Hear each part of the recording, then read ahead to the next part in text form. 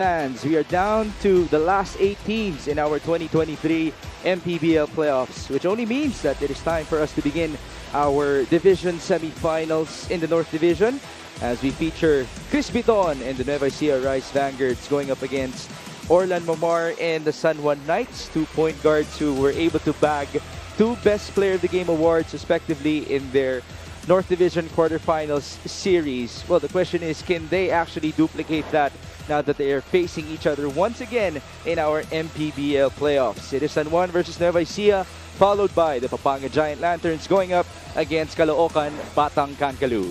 Thank you for joining us, folks. This is Mix Gomez at your service alongside Javi Palanya and Andrea Endicio. Now, Javi, you have covered so many matchups already between Nueva Ecija and San Juan. Will you go as far as saying that this is one of the best rivalries that we have in our league? Oh yeah, definitely. At least for the past couple of years, these two teams have really figured in a lot of great battles on the hardwood, and we can only hope to have more in this series. Well, that being said, why don't we find out the perspectives of our teams regarding each other from our courtside reporter, Andrea Endicio.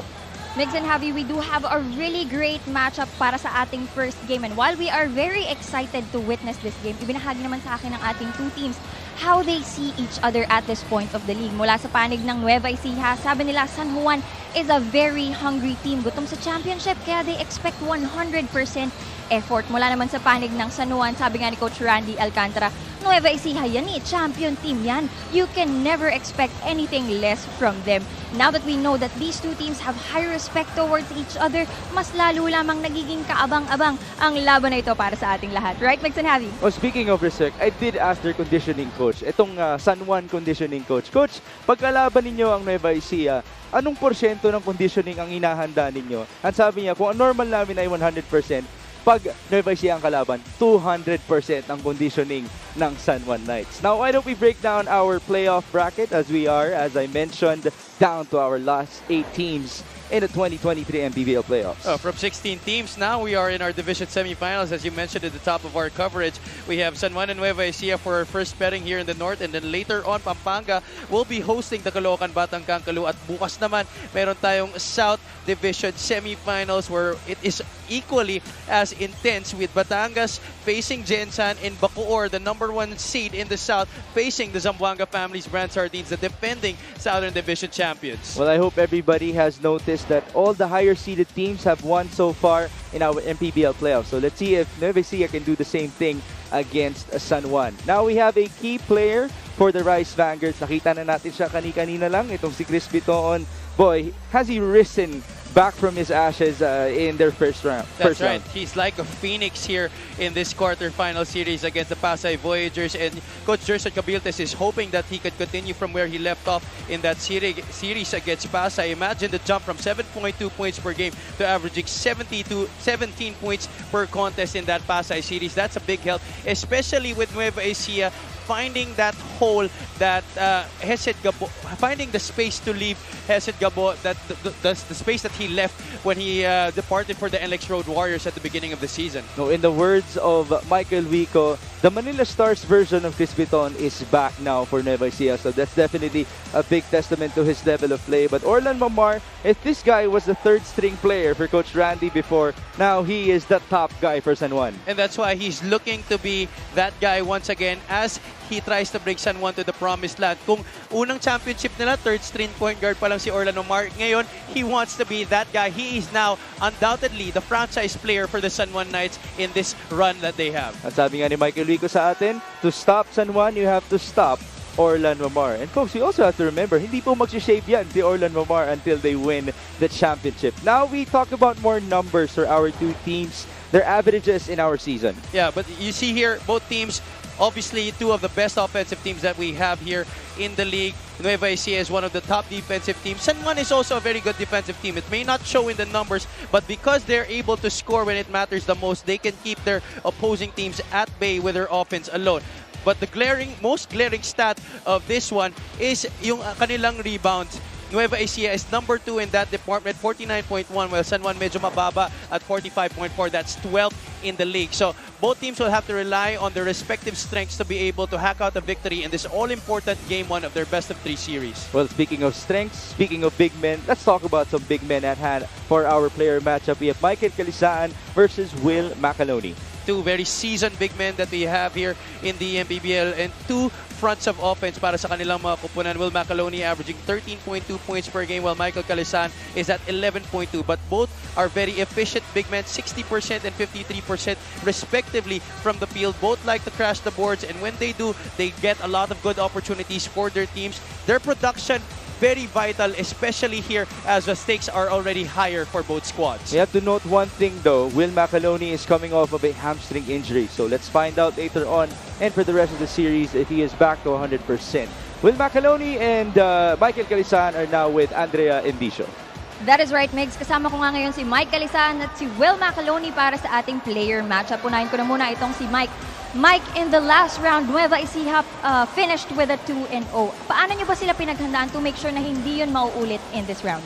Alam naman natin yung Nueva Ecija is defending champion yan eh.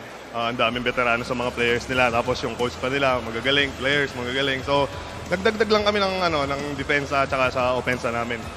Alright, aabangan naman namin yan. Thank you so much. Good luck to you and your team. Dumako naman tayo sa aking kanan. Will, the last time that you guys faced San Juan, you played a big role, especially sa pagkapanalo ninyo. So, gaano ba namin na i-expect ang iyong puso at effort in this ballgame? I think we talked that on practice already na we need to double our effort. Di naman namin iniisip yung eliminations because that's past it. So, iniisip namin ngayon is how to contain the run and gun offense and defense. Alright, thank you so much. Good luck to you and your team as well. Mga kaliga, wag na po natin itong patagalin. Richard Campos, take it away. Good evening and welcome to the Nexus 88 Gaming Manny Pacquiao's Mpbl Season 5 presented by Extreme here at the Brent Zigao Convention Center. It's Game 1 of the best-of-3 North Division semifinals between the Nueva Ecija and San Juan. Now let's meet the starting lineups. First, the Mpbl's reigning and the defending champions, Nueva Ecija Rice Vanguards. Center number 14, Will Macaloni. At guard number 18, Philip Manalang. Power forward number 23, Jay Collado. Small forward number 51, Big Bang Toto, Byron Villarias. Starting at guard number 29, your very own from Barangay San Nicolas, Senor Explosivo Mike Huico. The Rice Vanguards is led by Gerson Cabiltes. His assistants are Noy Catalan, Florian Pineda, Arnold Oliveros, Joseph Gion, Harold Nang, and Ariel Sison.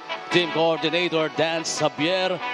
Coaching consultant Stevenson Chu. Assistant team manager Raymond Dizon. Team manager Ivan Cuevas. The team owners are Ms. Ryan May Cuevas and Mr. Bong Cuevas.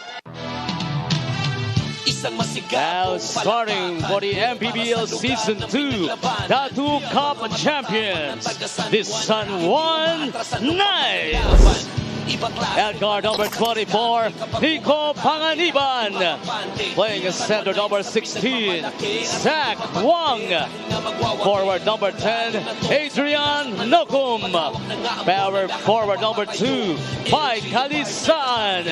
And at point guard number 5, the Mpbl All-Star 2023 3-point champion, Orlan Wamar Jr. San Juan Knights is led by the team owner, Honorable Senator Jingoy Estrada, assisted by Randy Alcantara with Yon Garcia and Nani Bontulan.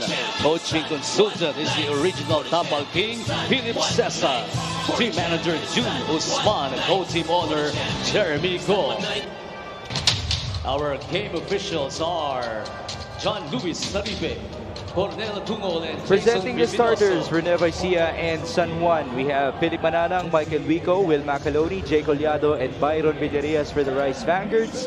And then we have Orlan Momar Jr., Nico Panganiban, Michael Calisaan, Zach Wang, and Adrian Nokum for the San Juan Knights. This is the battle between two rival teams in the MPBL. Nueva Ecija being our defending champions, while San Juan, they were our Season 2 champions in the league. Welcome to game number 1 of our North Division semi-final series as Philip Manalang brings down the ball. And we did see something good from Philip before we started the ball game. He was the one leading the huddle among the starters of Nueva Ecija before the tip-off. Yeah, and he was super locked in, more than I usually see him before a game. That's why I'm feeling that he has really prepared extra for this matchup. He knows that he will be one of the persons that Coach Gerson leans on, especially to try and shackle the offense and production of Orlan Mamar.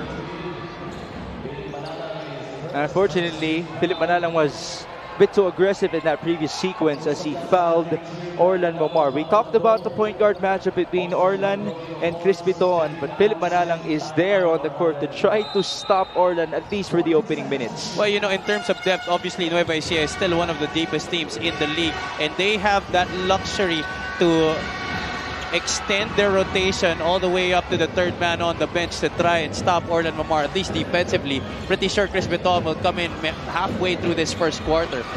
Jay Collado scores the first 2 points in the semis for Nueva Ecija.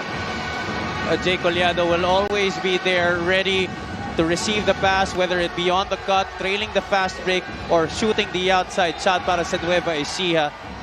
One of the guys that continue to age like fine wine, I must say. And remember, Jay Collado came up big in the clutch once again for Nueva Ecija in that regular season game versus San Juan. He scored 15 points and grabbed 13 rebounds.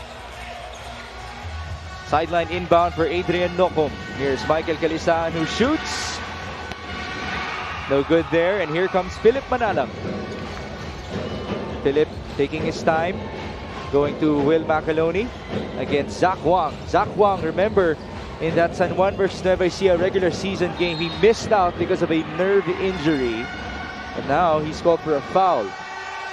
That's why his absence in that game was a really big factor for San Juan. They were already getting used to having him in the lineup. In fact, the fixture in the starting unit of Coach Randy Alcantara, and that was why he was a big loss in that matchup against the Rice Vanguards in Palayan City. He brings a lot of intangibles to the table.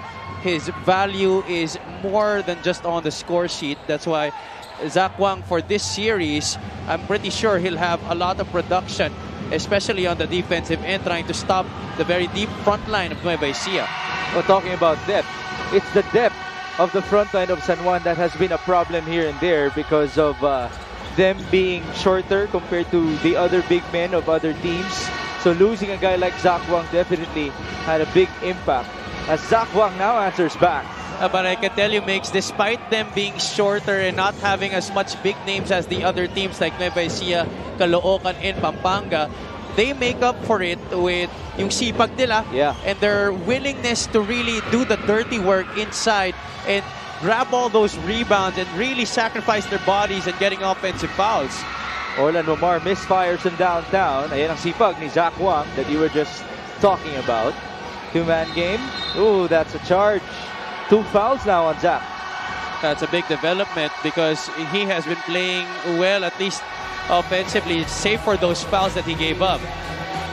Now this move of the game is brought to you by Nexus 88 Gaming, the strong side of Zach Wang being exploited by himself, challenging the defense of Philip Manalang. But he brings a different dimension to the game because he can attack from the outside, whereas Michael Calesa not really fast enough to break his defender off of the dribble. That's why with Zach Wang, you have different variations of that kind of offense.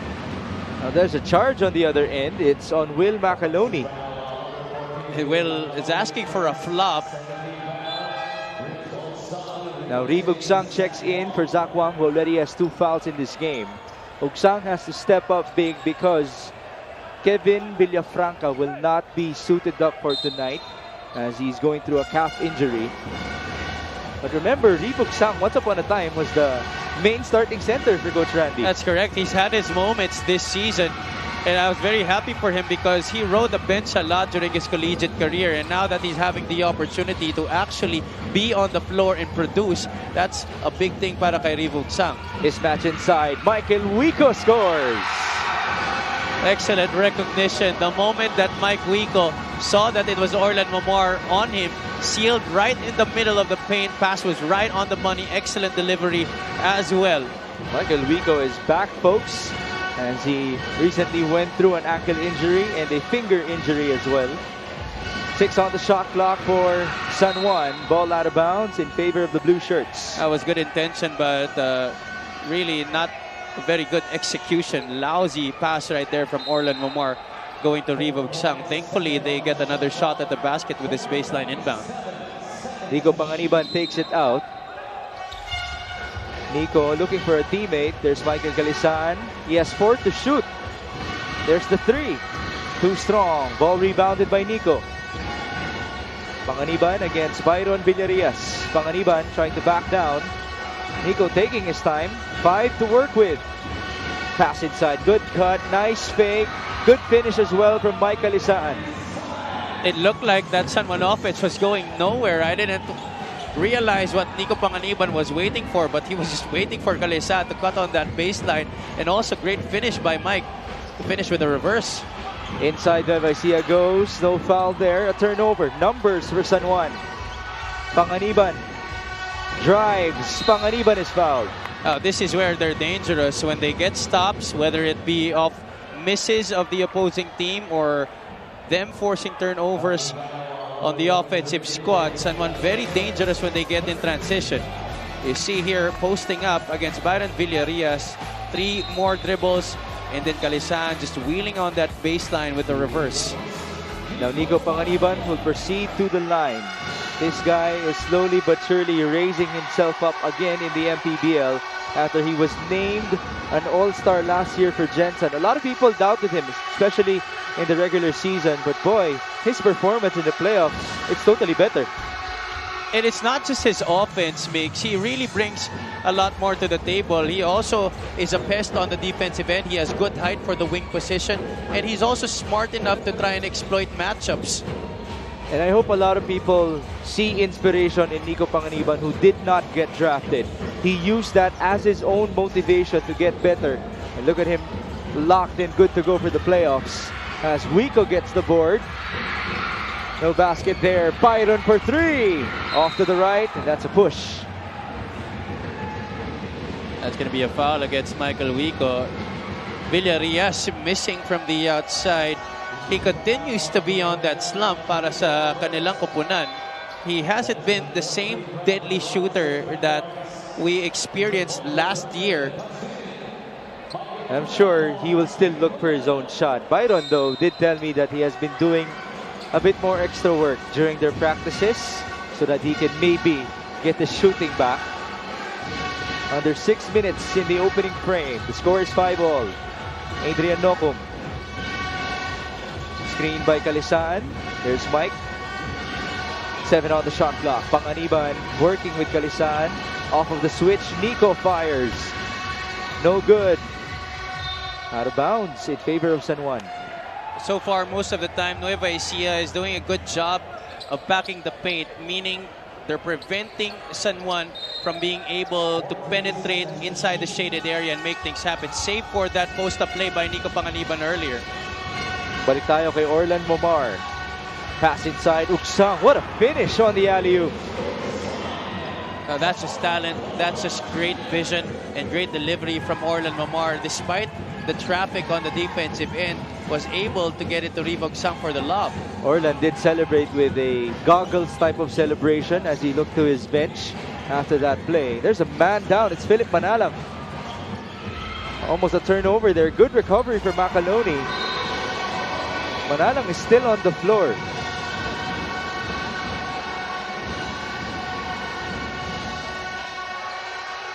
You think Coach Randy is arguing that the play shouldn't have stopped? Yeah, that's what they should have been arguing. That's what they are arguing. So why don't you clear it out with everybody? What's the ruling on that? Now, usually the old rule was when you have the advantage, when the guy from the opposing team goes down, pwede mo pa itawid yun and take advantage of that mismatch in terms of numbers. But nowadays, what they do is when that guy, like Philip Manalang for Nueva Ecija, goes down, you have to wait now na mapalitan siya. That's why they stop the play. And San Juan could not capitalize on the lack of personnel for the Rice Vanguards. And Coach Randy is still furious on the court. And it looks like we will push through. San Juan will get possession as Manalang subs out.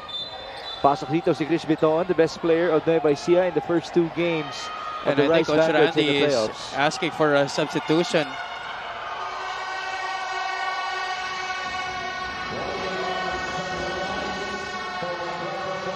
Now there's a warning on San Juan. Adrian Nocum will now inbound. We're tied at 7. Under 5 minutes to go in the opening quarter. Nocum calling out the play. Going to Balisan. Back to Nocum. Here's Nico at the post again versus Byron Villarias. There's the pass to Reeb, who fires and misses.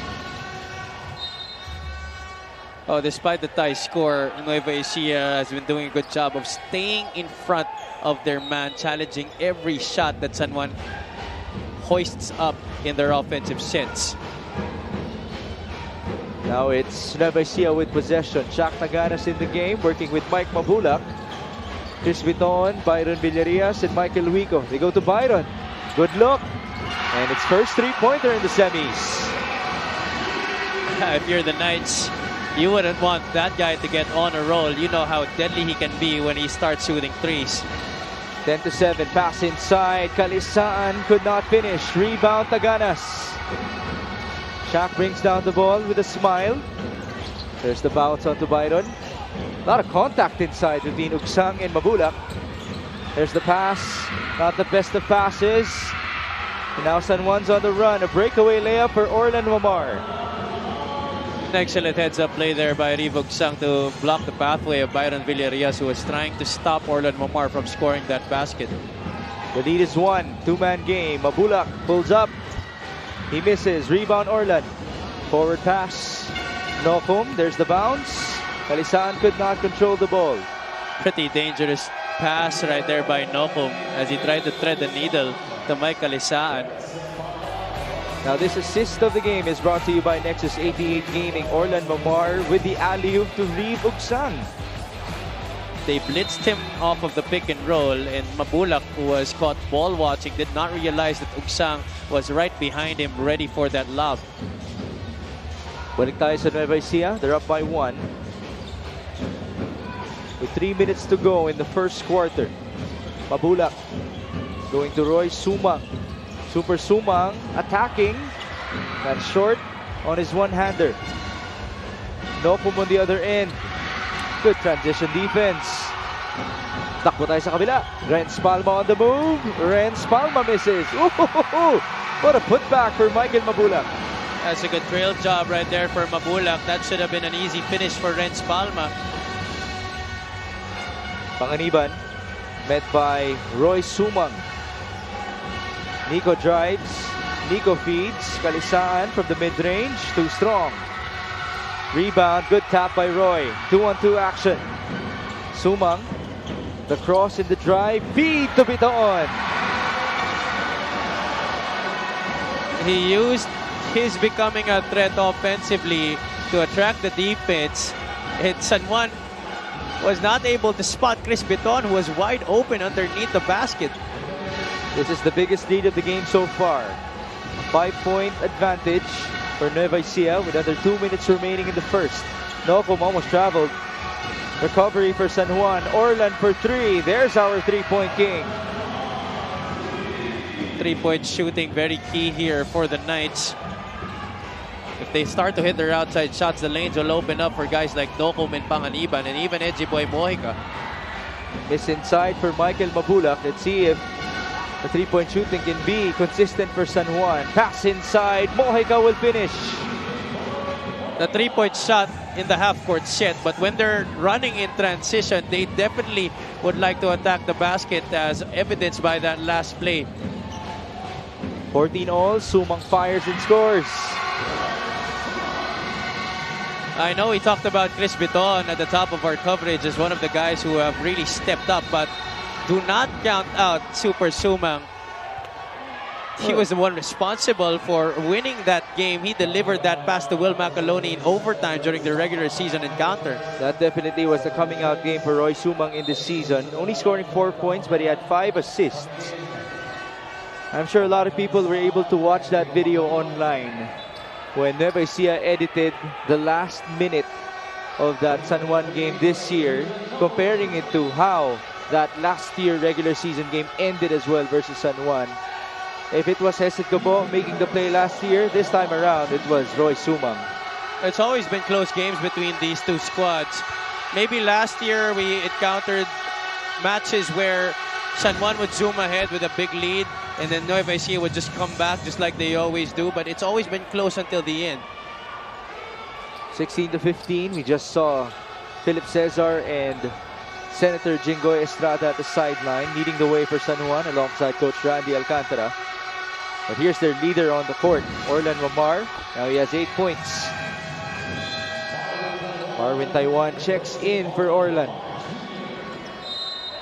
Marwin is sporting a new hairstyle. He says maybe that can be the lucky charm this time around for the Knights. But remember last year in Game 1 of the North Division Finals, San Juan won that game in Palayan City versus Nueva Ecija. That was the first loss of the Rice Vanguards last year. Here's Marwin off of the miss. We're tied at 16. Taiwan on to Ijiboy Mojica. That's a steal for Roy Sumang. Sumang on the move. Sumang bounces. One more pass. Mabula could not finish. Offensive rebound and 2 free throws. Great anticipation defensively by Roy Sumang, beating his man to the spot, coming up with a steal, and he continues to be unselfish. He could have gone for the basket himself, but he decided to set up Chris Bitoon. But luckily for Nueva Ecija, Mabulak once again trailing the play, getting the offensive rebound. Now he has a chance for 2 points at the line. Well, we have seen big men running the floor for years already for Coach Gerson Cabiltes. Good for them to reward Michael Mabulak for his efforts as he just converted on his first free throw. And that's the thing with the system of Coach Gerson. Even if you're the big man, you have to run. You have to be all over the floor defensively as well.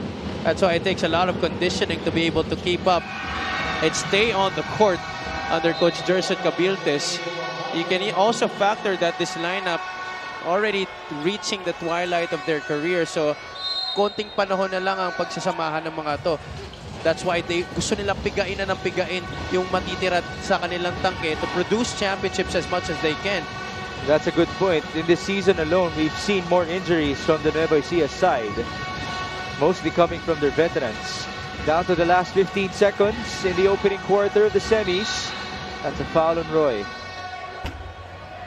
A definite foul right there. Had his hands all over AC Soberano. You want to be active defensively, but not to the point of putting down contact on your offensive guy. Especially a guy like AC Soberano, now that you're in the penalty. One guy who can get his rhythm going with these free throws. A chance to tie for AC. The first free throw is good. Remember, free throw shooting has been a problem for San Juan.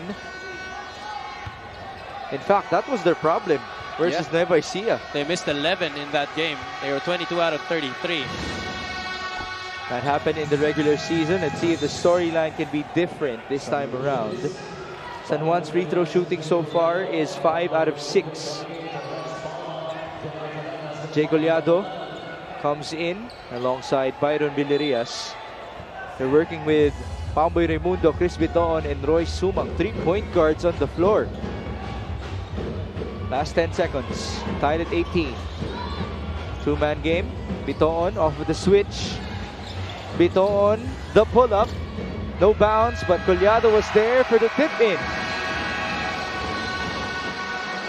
Rice Vanguards using their height to good advantage here. They may miss a lot of baskets, but so far they've been dominating the offensive glass and putting that ball back in the basket for points on the board. AC Soberano just forgot to box out Jay Collado. That might have been one of the easiest tip-ins in the Mpbl career of Collado. Ironically, it happened in the second round of the playoffs. And so, Nueva Ecija opens up the semifinals, leading after the first quarter with a score at 20-18.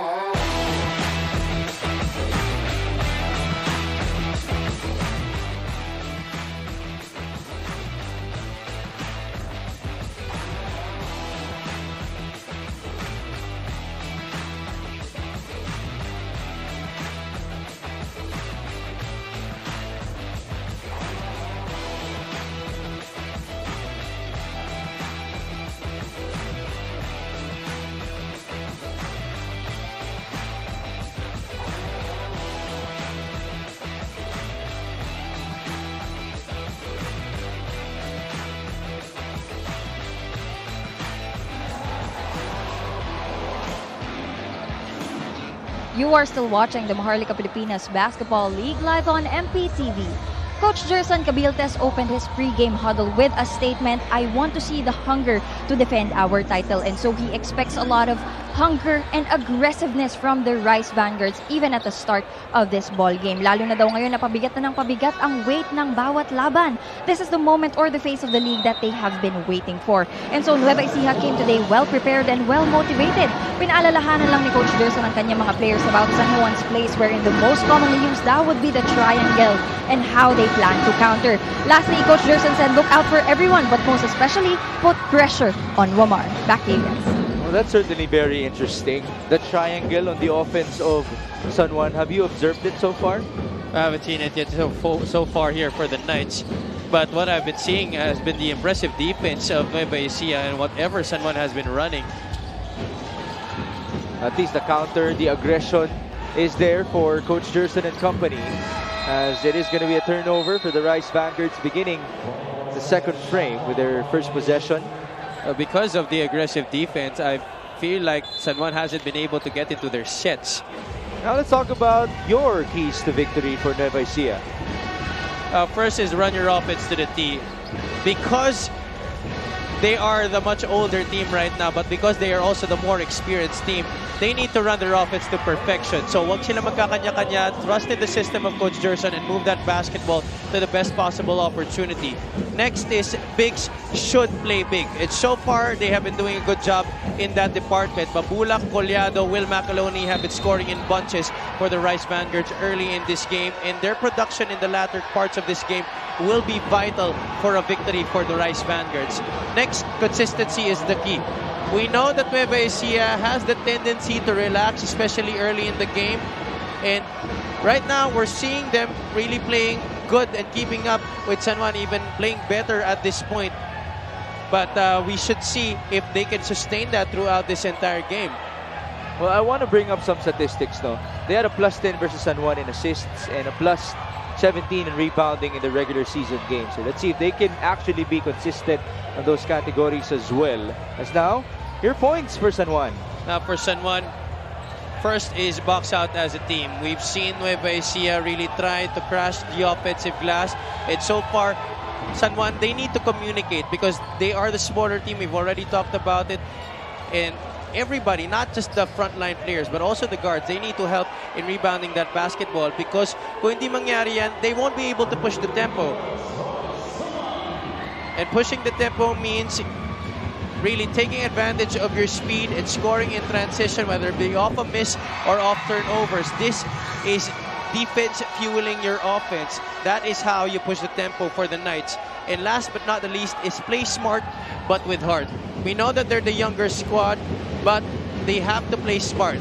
They know that they are up against a very veteran team, a team with a lot of experience, but they need to realize that the stakes are very high already in this round. This is the North semifinals, and they have to do that as well with heart. Gamitan na nila yung youthful energy nila in trying to beat itong Nueva Ecija here in this series. That's right. It's the biggest difference compared to last year. No, San Juan got a lot younger this year. Nueva Ecija, you did mention they're filled with veterans already, as one of their veterans, Shaq Taganas, just got the putback for the white shirts. But the difference still here for San Juan is the culture that they have in place. Coach Randy is still there.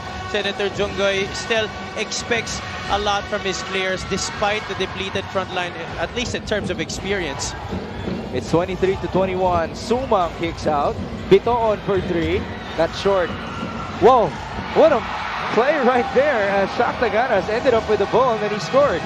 Nueva Ecija continues to lord it over on the offensive boards. A miss by Chris Biton. For me, that was a bad shot. He did have an open look to Michael Mabula. Could have passed it off. But still, this was the free throw of Roy Sumang. Look at that. Shaq Taganas just right there. Ejiboy Mojica could not even push him out of that shaded area. He was in that middle of the paint and right in front of the basket for those easy 2 points. Great tap as well by Renz Palma to allow those 2 gimmies of points for Shaq Taganas. Now it is 25-21.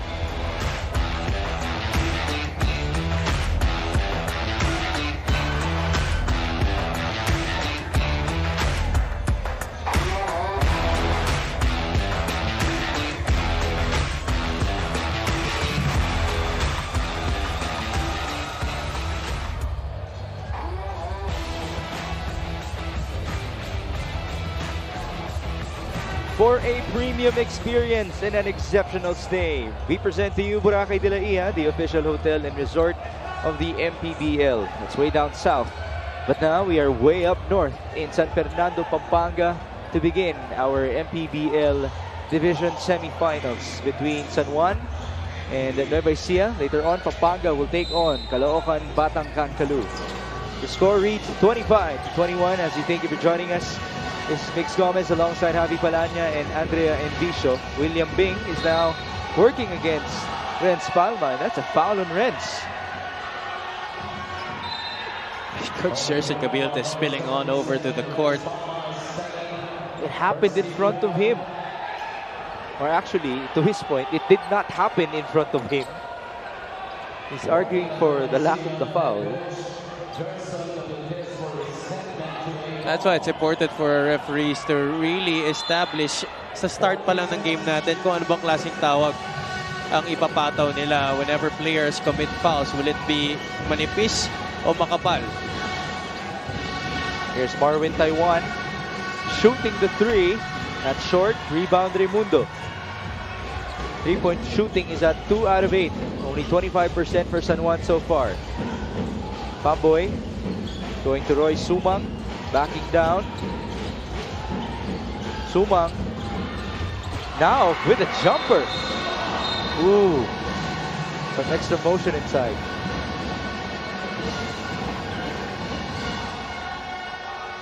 A look at Roy Sumang, just really locked in this game. That's a shot that he was used to taking, especially during his days with the UE Red Warriors in the UAAP. Experienced a lot of mismatches. Players who are just as the same height but not really as strong as him, that he could overpower whenever he gets on that elbow. Well, remember, it's been a different challenge for Roy in this team because we had to determine whether or not he was going to shoot the ball or pass it a lot in the previous outings. How about in this game? Are you seeing him being more aggressive to look for his own shot? Well, I'm seeing that he's striking a good balance between those 2 aspects of the game. I'm sure Coach Gerson Cabiltes would not want to de-alienate himself from his scoring ability, and I'm sure he wants also to maximize what Roy can bring to the table in that aspect of the game. Roy Sumang's back at it again off of that Ubalde make. Almost a turnover. It is completed. Here's Adrian Nocum. Numbers for San Juan. Nocum passes. Soberano fakes. Step back. Back to Nocum. Bounce pass. Kalisaan. No foul. Offensive rebound. How about that work from Joseph Ubalde? Seeing early minutes in this game. Right. We did talk about the lack of big men for San Juan with Villafranca out. That's because of a calf injury. 27-23, Orlan Mamar. Oh, he lost the ball. Good recovery. Scramble there. Ball out of bounds in favor of San Juan.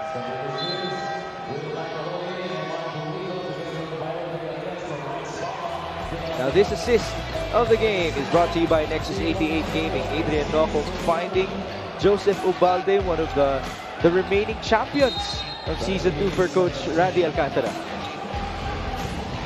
It's himself, and Jeff Tahonera, and Orlan Omar who are left with a ring in this squad of San Juan. Panganiban misses on his drive. And here comes Michael Wico, the Kapampangan, on to Byron Villarias. Smart read on that 2-on-2 fast break. Wico not forcing the issue and giving it up to his teammate on the left wing. Byron Villarias with a nifty Pinoy step to finish the play. Here it is again against Orlan Omar. There he sees Villarias at the back of his eyes. And Byron with a great finish on the break. It's a Pinoy step off of a catch, no? Yeah. And that's very tricky to do. You gotta really be able to have great footwork to be able to execute that, especially on the run.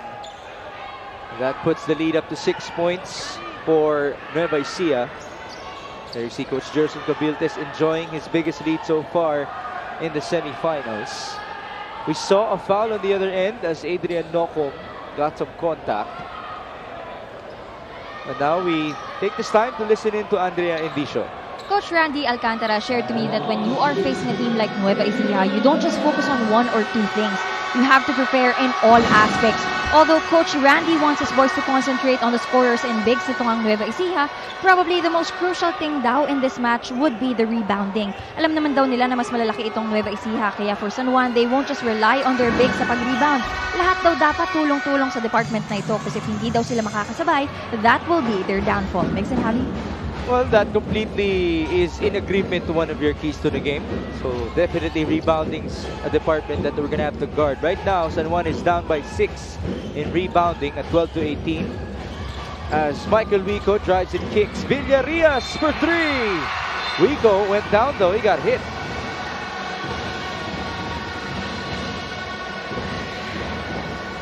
Oh, this is a scary moment for the Knights. Villarias looking more and more comfortable with that stroke in this game. Wico's face has turned red. Then again, he's used to all of the physicality. You get to see what just happened. Ayun! Nabigyan siya ni Joseph Ubalde. But I don't think he was hit on the face. I'm pretty sure it was near the chest area. It could be that Mike Wico might be called for a flop. Let's see. That's why our referees are reviewing right now, just to be sure.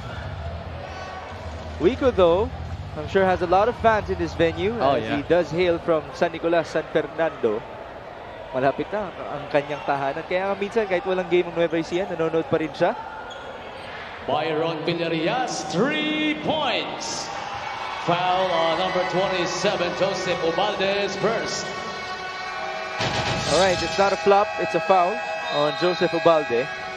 As the timeout TV will now be timeout. called. The time reads 5 minutes and 51 in the second quarter. It's an 8-point advantage for our defending champions.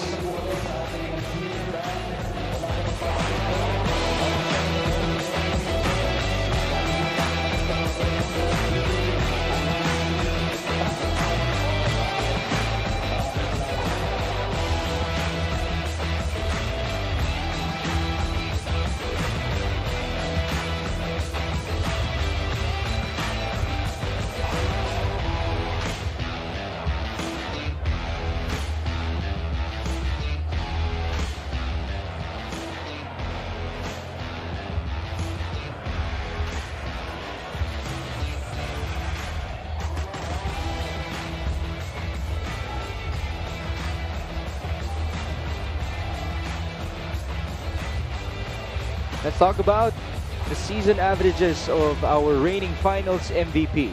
9.7 points per game this season. Not really as much as he averaged last year. That was in double figures para kay Byron Villarias in last year's campaign. It has really been a struggle, especially shooting from downtown for Coach Gerson Cabiltes. His dead shot from the outside. But tonight, he has been looking very good for them. 8 points now in the game, including 2 3-pointers. And that's the thing about Byron Villarias. Even though he has struggled for almost the whole season, there really still is that question, though, each and every game, as Bobby B scores inside. if he can actually erupt for the Rice Vanguards. Because his production from the outside opens up a lot of easier things para sa kanila. Yes, you can expect the inside production, but with Nueva Ecija having Byron fire from the outside, it just means that the bigs and the slashers of the Rice Vanguards will now have an easier time of going inside the paint and attacking. It's now 34-24 with 5 minutes and change to go in the second. Pamboy Raimundo calling out the play. He's going to work with a fellow veteran in Will Macaloni. There's the pass inside. Ball tapped away and recovered by Pamboy. He fakes and feeds. One on the shot clock. Raimundo, no foul there. Here's Panganiban.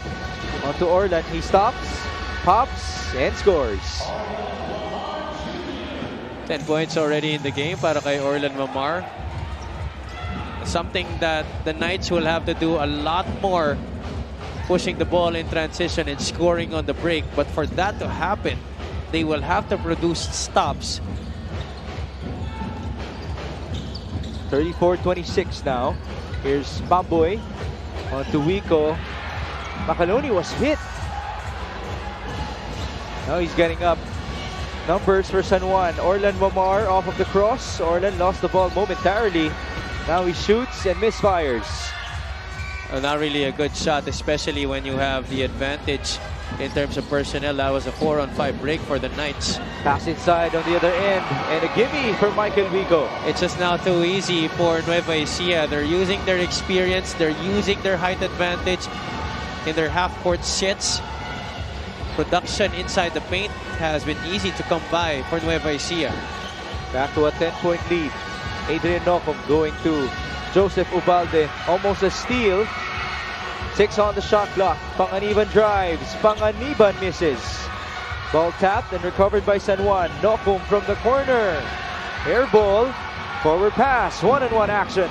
Michael Wico on the 1-2. He misses. Back and forth we go. Adrian Nocum attacking. Got fouled. 2 free throws. Despite that foul, I just want to commend the defense of Nueva Ecija in today's game. I've had conversations with assistant coach Joseph Guion as we take a look at this. Move of the game brought to you by Nexus 88 Gaming. It's Michael Wico, who's so used to that reverse layup, converting for 2 points. It might be just one of his favorite shots in his arsenal, actually. Throughout his career, he's done a lot of that. Going back to what I was saying, yeah.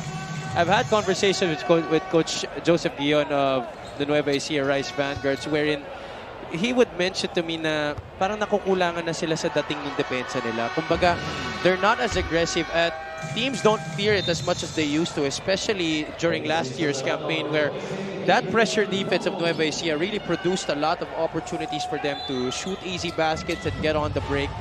But this year, it hasn't really been as potent. Today, I'm seeing that kind of potency on defense, same as last year for Nueva Ecija. So it's a matter of Nueva Ecija readjusting. Yes. Not a matter of other teams getting used to them. That's correct. Forward pass, Kalisaan, back up to Panganiban. It's an 8-point deficit. Still very manageable for Zach Wang and company. There's the one-hander for Zach. He misses. Ball tapped away in favor of the defending champions. Oh, that's the thing, Migs. Teams have already started to get used to them. That's why they have to reinvent themselves. There you go. So it's a matter of both. Yes. Pamboy Raimundo. Up top to Jay Collado. Back to Pamboy. Rebounding story, a +7 for Nueva Ecija. Andrea did report about that. Javi did also give his keys about rebounding as Will Macaloni scores. Once again, post-action for Nueva Ecija. This time it's Will Macaloni. One-on-one coverage on the block. That's too easy. Does he seem to be bothered to you with his hamstring? Doesn't look like it at all. Well, that's what you love about Will Macaloni. He's done this so many times already in the Mpbl, playing hurt. But then again, as Coach Christian Luanzon will always tell us, nobody ever plays 100% anymore, especially in the playoffs. Especially with the long season that we've had, perhaps the longest season in the history of our league. Imagine going single round robin with all the other 28 teams in the league, and then now you have your playoff series to worry about. That's not an easy feat, even for seasoned veterans like Will Macoloni. Panganiban converts on his second free throw. 38-29. With 2 minutes and 10 remaining before we end the second quarter. Pressure defense of the backcourt. There's the press break for Nueva Ecija. They did it calmly. Back up to Byron. They swing it over. Here's Wico. Collado trying to seal against Zach Wang, and he scores. It's been so basic for Nueva Ecija and their half court. Just find the guy with a mismatch. In that time, it was Jay Collado. Even if it is Zach Wang trying to guard him, he was still the heftier and taller guy. Boy, what a start this has been for Nueva Ecija as Calisaan scores inside. You mentioned Nueva Ecija tends to start slow. Kadalasan, at this point in the game, nag-ahabol pa yung mga yan. That's correct. They may be down by double digits by this time of the game, and it's really in the third quarter where they really go on. But now, they're up by 9.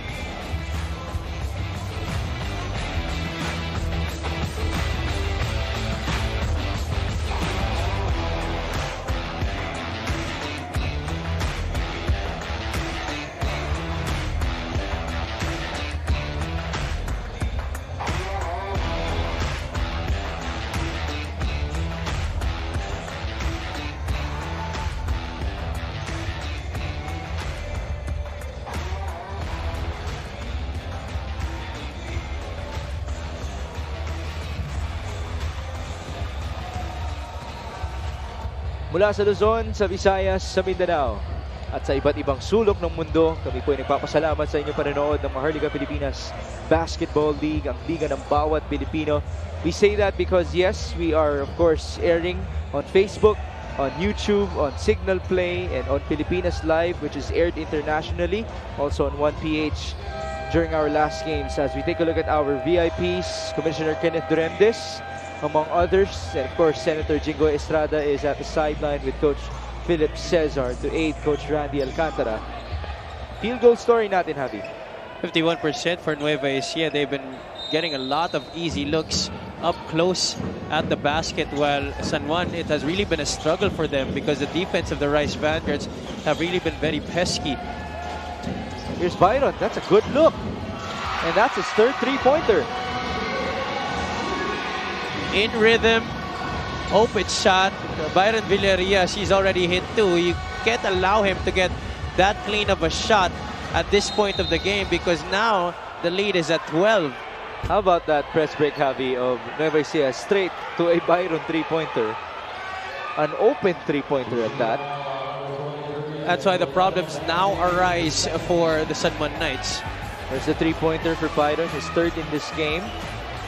And it's making the people happy inside this venue. This lucky fan of the game is brought to you by Nexus 88 Gaming. Yung mga paborito natin, yung mga tita of Nueva Ecija, among others. Kung may tita squad ang Paranaque, I'm sure may mga titas din ang Palayan City na pinapadala, no? Kung saan-saan man. Oh, yeah. Every venue that we play in, lagi may padalang Novo Ecijano si Boss Bong Cuevas. And not just a few of them, but droves of them. And that's why I'm sure the viewers out there are hearing the horns once again on TV. We can barely even hear the voice of Richard Campos, our arena announcer here in San Fernando, because of just how loud our crowd is. There's Ron Denison, a part of our crowd, and Kevin Villafranca. Denison is out because of an ACL injury, while Villafranca is out because of a calf injury. 10-point game. Byron against Nico Panganiban. Nico has to play him tighter now. Here's Pamboy. Screen. Didn't use it. Pass to the right. Wico overshoots. Well, if you're San Juan, that's the shot you want Nueva Ecija taking. A three-point shot by no less than Michael Wico. But you fail to capitalize on your offensive side of the floor. Then you leave Mabulak open. Double black eye right there for the Knights. It's really more of their efforts that are making it easier for Nueva Ecija to play this game and dominate. They have 18 seconds to go before halftime. This is the biggest lead for either Nueva Ecija or San Juan in this season, including their regular season matchup. It's a kick ball. San Juan will ideally get last possession. This tone that we're having here for this game, far cry from what we had in the regular season matchup, where we had 19 ties and 15 lead changes. No team led by as much as 7 points in that game, and it was pretty nip and tuck for the whole match. Mabot pa nga tayo ng overtime. Final score there was 99-97. It happened on September 21, 2023, near the birthday of Michael Wico, which was the story as well last year. He celebrated his birthday inside the Nueva Ecija Coliseum. Remember that? There was a cake to celebrate his 33rd birthday. Now we have a timeout for San Juan as they try to talk things out for this potential last possession before halftime. If you're San Juan, what do you want to see here? Well, I want to see more ball movement and more engagement as well defensively. You gotta block out the bigs of Nueva Ecija because hindi gagana yung offense na gusto nyo if you're not able to get stops. Their fast breaking play stems on the fact that they're able to finish defensive plays with defensive rebounds or pick up turnovers from Nueva Ecija, but that's very hard to do right now because the ball handlers of the Rice Vanguards really locked in, at maganda yung ikot ng tao ni Coach Gerson Cabiltes because everybody has really been pitching in good minutes whenever they're on the floor. Why don't we see the box score for a while? A total of, let me do the math, 8 plus 4. That's 12 players have already scored for Coach Gerson. And, let me do the math again, 7 plus 4, 11 of those 12 players have scored. So that's only a sign of how efficient this offense of Coach Gerson Cabiltes has been. And they're realizing that they cannot anymore shift into the fault of starting slow and trying to get back in the game late in the match. They know that this San Juan team, as we mentioned at the top of our coverage, hungry for a championship. Yes. It's been a while since they've been over the mountaintop. And this is a different cast of players. They want to be able to prove to everyone that they too are worthy of that kind of recognition.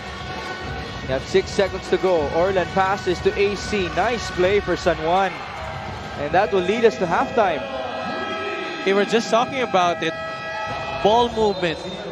Really trying to locate the guy who is free. Because the defense has been right there for Nueva Ecija, you then make it work. Because so far it has been easy for the Rice Vanguards. But see here, off of the pin down, Mojica sets the screen. And nobody goes on to AC Soberano because they tried to blitz and double team Orlan Mamar. Boy, what a fake and a pass as well from Orlan Mamar, who completely played the decoy role in that last sequence. So, San Juan trims the lead down to 9 points as we approach halftime. This is only the beginning, folks, as the rivalry continues for Nueva Ecija and San Juan. Let's talk about what happened last year in the North Division Finals. Oh boy, what a series that was. You mentioned that San Juan won game 1, but Nueva Ecija would not allow themselves to lose back-to-back games, hacking out an 89-83 overtime victory against the Knights in game 2 and then disposing of them in dominant fashion in the last game, 84-68. Remember that game 2 that happened in the Philoil Eco Oil Center. It featured the heroics of that guy. Kanina nakita natin si Shaq Taganas. Jodel Fuentes had a chance to eliminate Nueva Ecija after they swept the regular season. Nueva Ecija then proceeded to the national finals, defeating Zamboanga. We have 1.3 seconds to go. Shaq with the outlet. On to Chris Biton. What a feed! And he beats the buzzer! Oh my goodness! What a play! I'll talk about the last 2 plays drawn up by Coach Randy Alcantara and Coach Gerson Cabiltes respectively. Shaq Taganas, we've seen him do this a lot, but boy, this was pitch perfect. Wow, imagine that. You leave one of the deadliest shooters of Nueva Ecija wide open. That's also a knock on the defense of San Juan. You were not able to stay home on Chris Bitoon, but exceptional pass by Shaq Taganas. I don't think there was a better guy to initiate the offense for Nueva Ecija with 1.3 remaining than Shaq Taganas. Well, unless you can find a way to sign Kevin Love here in the MPBL, Shaq Taganas might just be, to your point, the best guy to deliver that pass. The score at halftime is 48-36.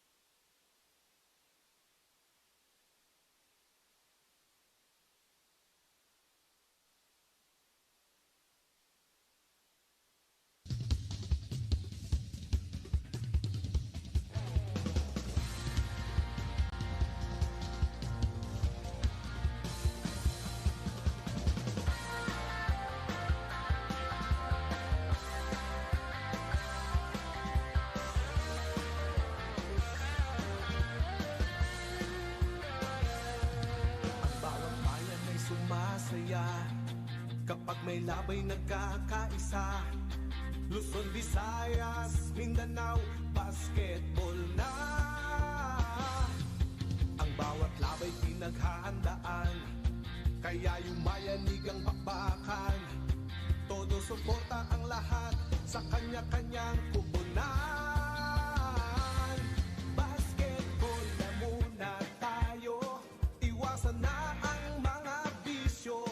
Sports ang laging iisipin, sa droga ay huwag paalipin. Buong bansa'y magsama-sama.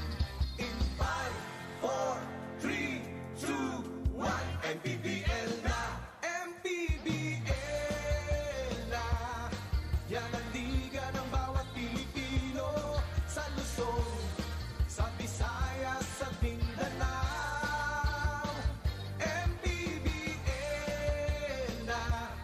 Yan ang liga ng bawat Pilipino, sa Luzon, sa Visayas, sa Mindanao.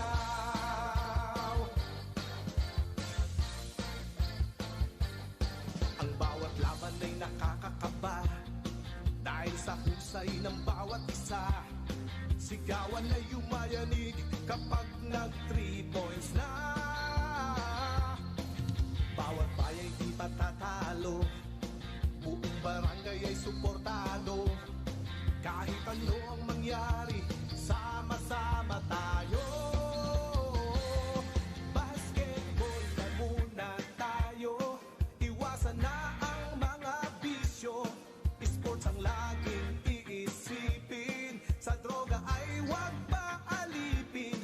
Buong bansa'y magsama-sama. In 5, 4, 3, 2, 1, MPBL na, MPBL.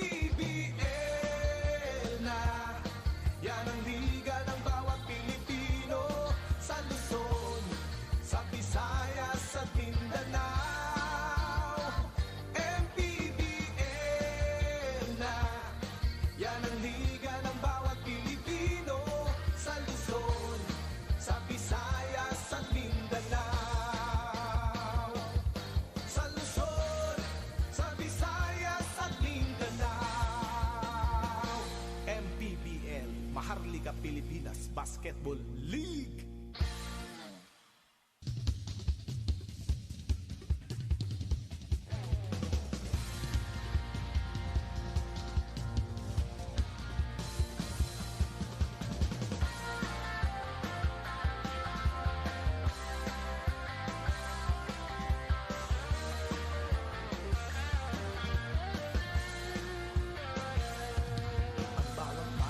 Sumasaya kapag may labay nagkakaisa. Luzon, Visayas, Mindanao, basketball na. Ang bawat labay pinaghahandaan, kaya yumayanig ang bakbakan. Todo suporta ang lahat sa kanya-kanyang kubunan. Basketball na muna tayo, iwasan na ang mga bisyo. Sports ang laging iisipin, sa droga ay huwag paalipin. Buong bansa'y magsama-sama. In 5, 4, 3, 2, 1, MPBL na, MPBL na. Yan ang liga ng bawat Pilipino, sa Luzon, sa Visayas, sa Mindanao.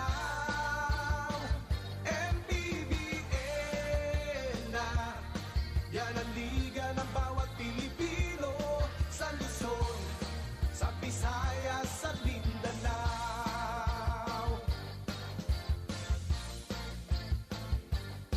Ang bawat laban ay nakakakaba, dahil sa husay ng bawat isa. Sigawan ay yumayanig kapag nag-3 points na. Bawat bayay di patatalo, buong barangay ay suportado. Kahit ano ang mangyari, sama-sama tayo. Basketball na muna tayo, iwasan na ang mga bisyo. Sports ang laging iisipin, sa droga ay huwag paalipin. Buong bansa'y magsama-sama. In 5, 4, 3, 2, 1, MPBL na, MPBL na. Yan ang liga ng bawat Pilipino, sa Luzon, sa Visayas, sa Mindanao. MPBL na. Yan ang liga ng bawat Pilipino, sa Luzon, sa Visayas, sa Mindanao. Sa Luzon, sa Visayas at Mindanao.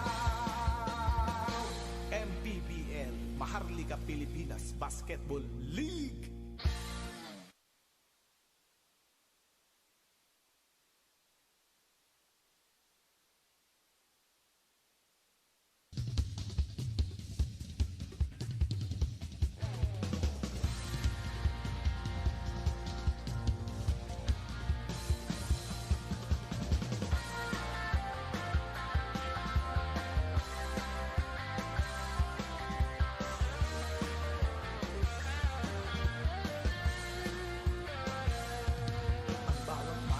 Sumasaya kapag may labay nagkakaisa.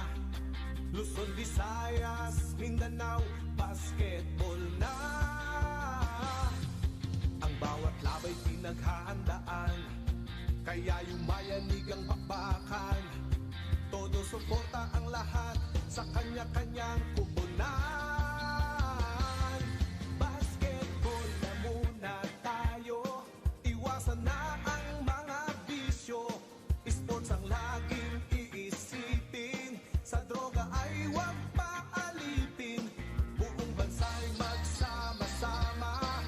In 5, 4, 3, 2, 1, MPBL na, MPBL na. Yan ang liga ng bawat Pilipino,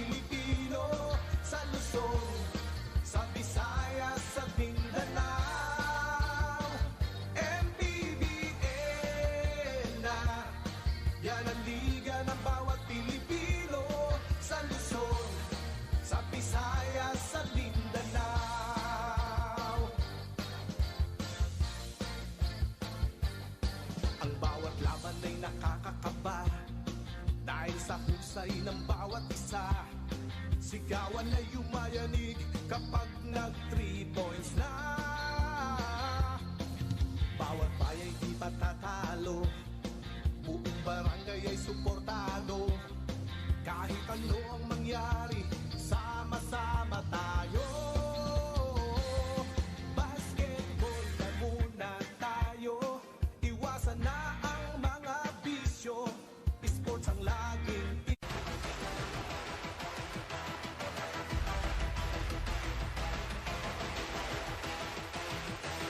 We are back inside the Brenzigel Convention Center in San Fernando, Pampanga for game number 1 of Nueva Ecija versus San Juan in the North Division semifinals. Nueva Ecija is currently in control of this match by 12 points, which is very uncharacteristic about them because, again, they tend to be a third quarter team. So imagine that. They enter the third quarter with already a big advantage. And you see here the numbers from those first 20 minutes of action. 54% from the field for Nueva Ecija, really capitalizing on their advantage inside. 28 points already inside the paint for the Rice Vanguards from the first 2 quarters, while San Juan only shooting 34%, grabbing only 16 rebounds, a -7 in that department, and only shooting 14 inside points. And on top of that, they haven't been doing well from the line as well as from beyond the arc. Nueva Ecija, though, this is one thing that they need to take care of.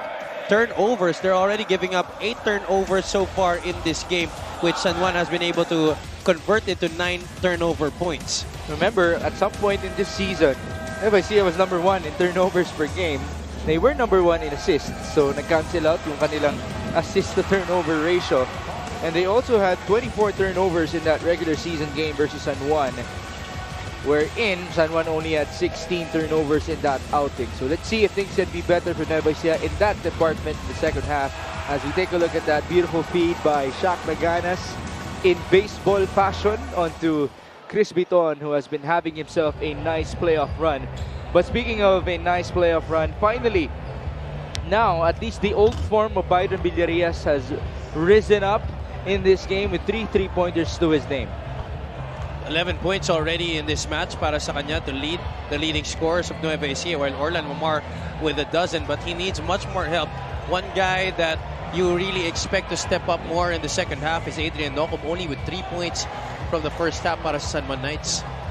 Remember, we did mention at the start of this game, Michael Rico said that the key to stop San Juan is stopping Orlan Mamar. Well, if Orlan is scoring but his teammates aren't producing as much, then it's going to be the same outcome for you. The question is, can San Juan actually give us a comeback in this game? They only trailed by as many as 6 versus Nueva Ecija in the regular season. So this is the biggest lead, or a relatively big lead already for these two squads in the 5th campaign of our league. Again, the rivalry continues for Coach Gerson and Coach Randy Alcantara because these two faced each other last year in the North Division finals, wherein San Juan handed Byron Villarias and the rest of Nueva Ecija their first loss of the season in the playoffs combined. And again, this season has been different for Nueva Ecija. They weren't as invincible as they were last year. Some people would argue Pampanga actually had that storyline for themselves at the start of the season before eventually they also lost, which brought us to that narrative. And now you don't know who to expect to even advance to the North Division Finals. It's that deep of a competition. And that's been the theme of this year's season. Surprises, upsets.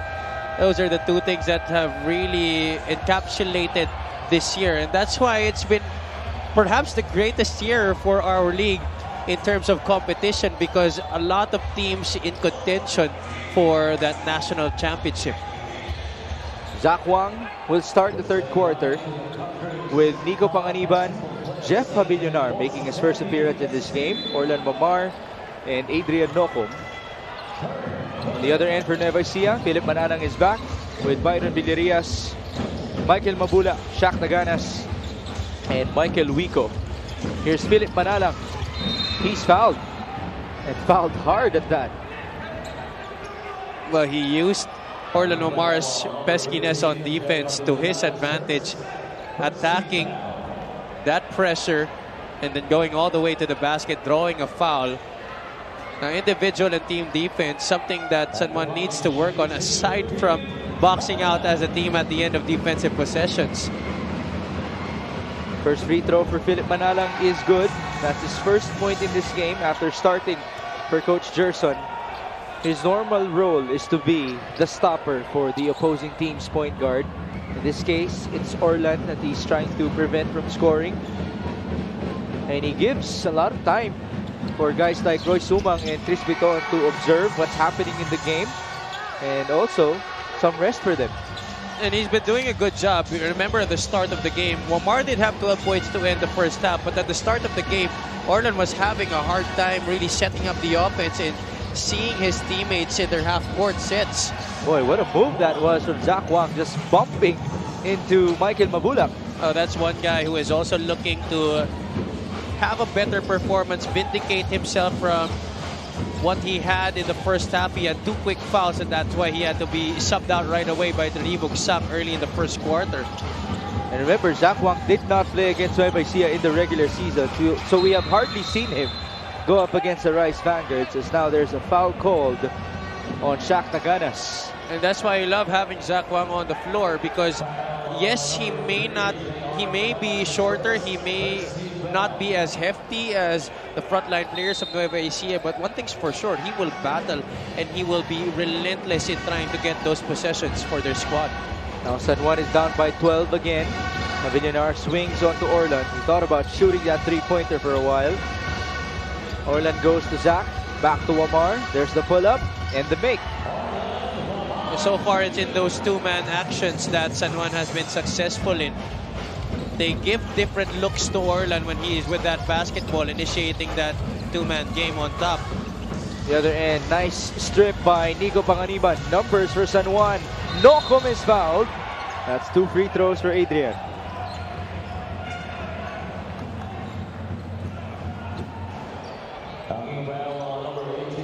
Adrian Nocom has 3 points so far in this game with a rebound and a dime to his name. But now let's go back to the keys to victory for Nueva Ecija.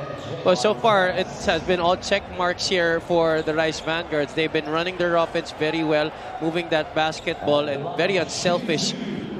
Next, big should play big. Michael Mabulak, Jay Collado, Will Macaloni have been scoring in bunches para sa kanila, aside from hauling down a lot of rebounds for their squad. And last but not the least, consistency is the key. So far, they've been doing a good job of keeping San Juan at bay because they've been playing so well on both ends of the floor from start to finish. How about the keys to victory for San Juan? For the Knights, boxing out as a team, obviously that's an X mark para sa kanila. They're being out-rebounded by 7 so far in this game, 23-16. And because they haven't been able to get those rebounds, they haven't been able to push the tempo as much. Play smart, but with heart, X din yan, because they haven't been able to read the situations well enough. And Nueva Ecija has been doing an excellent job of really making it hard for them offensively, especially when they get their half-court set to go. I like that you have that key to the game, because it is already the playoffs and it is a series in itself, though, which means it's a chess match between not only the coaches but the players on the court who have to apply everything that the coaches told them before the game.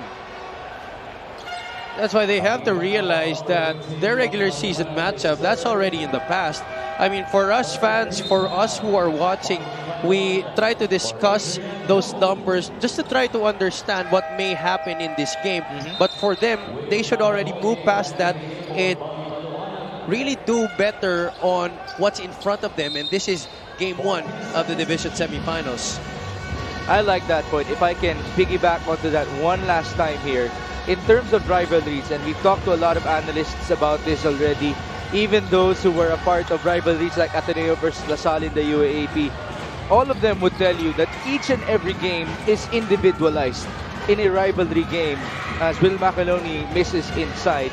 When you go up against your rival, you forget about the past in its entirety. That's correct, because each game has its own individual stakes. There's always something to play for aside from the aforementioned rivalry. It's also what you have bringing into the game that you're trying to prove. And so for these two teams, Nueva Ecija and San Juan, overall this season, Nueva Ecija, they're trying to prove that they can repeat as champions, while San Juan, they're hungry for another one because it's been a while since they've hoisted up that national championship. That happened, their championship in Season 2, which was back in 2018. That's 5 years ago already for Coach Randy Alcantara and company. And remember, they only have 3 mainstays from that championship squad in Ubalde, Tahonera, and Wamar. Nico Panganiban, among others, is looking and is very hungry for his first ring. Nico just converted on his first free throw, and their free throw shooting has been much better in this game. They're at 12 out of 15. Now 13 out of 16, above 80%.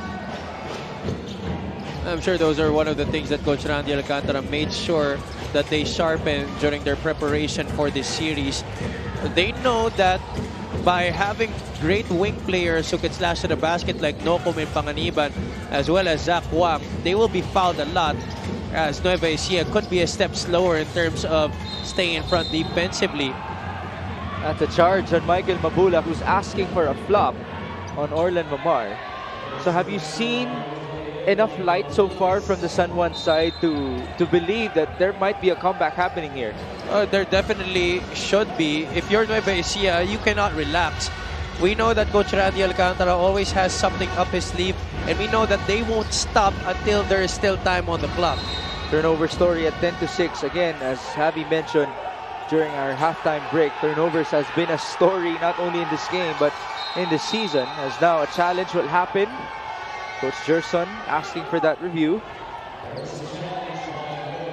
This San Juan team, although they may be less experienced, this is still a very proud squad with a lot of talented players on their roster, and they will not allow themselves to be dominated easily by the defending champions. They will not go out without a fight. I like that sense of pride that you just discussed, no? That sense of pride is what complements what you said. When you have Senator Jinggoy, when you have Coach Philip Cesar, Coach Randy Alcantara at the helm, then it's no excuse that you're a young team or you're a new player here in the MPBL.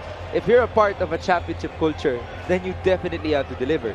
In fact, that should be added motivation for you to be able to have a chance to represent a team like that that has a winning culture. That in itself is already motivation enough. Right now, it's 50-42 as you get to look at Coach Gerson Cabiltes with 7 minutes and 13 remaining in the third quarter.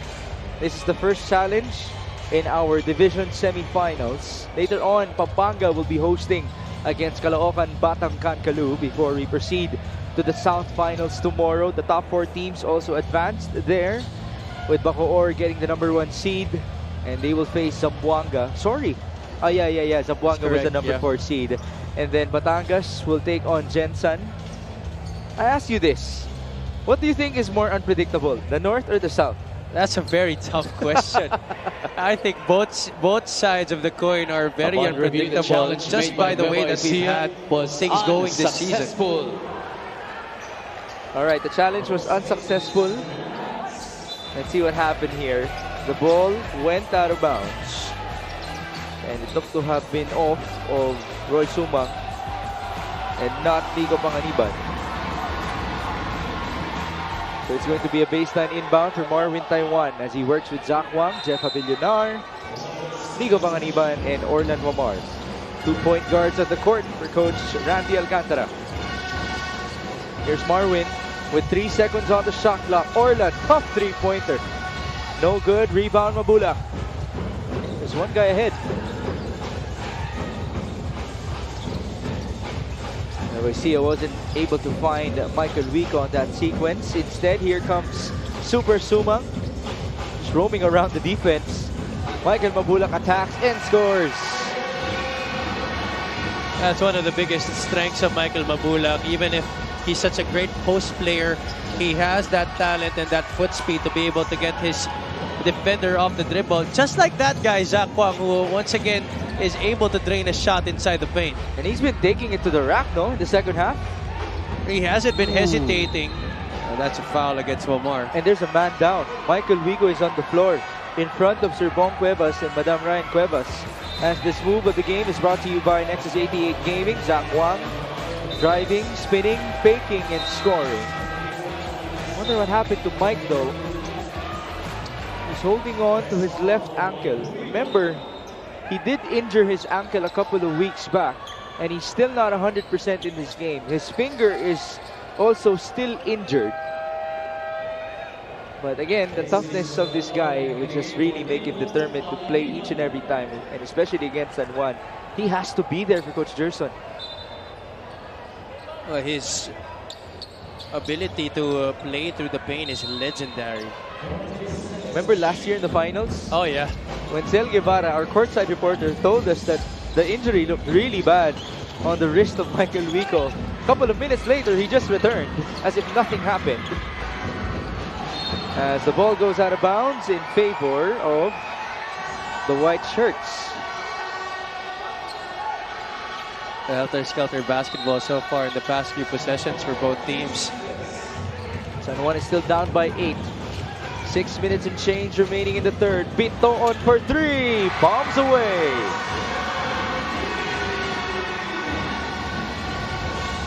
His defender tried to fight over but was just delayed. Good screen set by Michael Mabulak on that two-man action on top.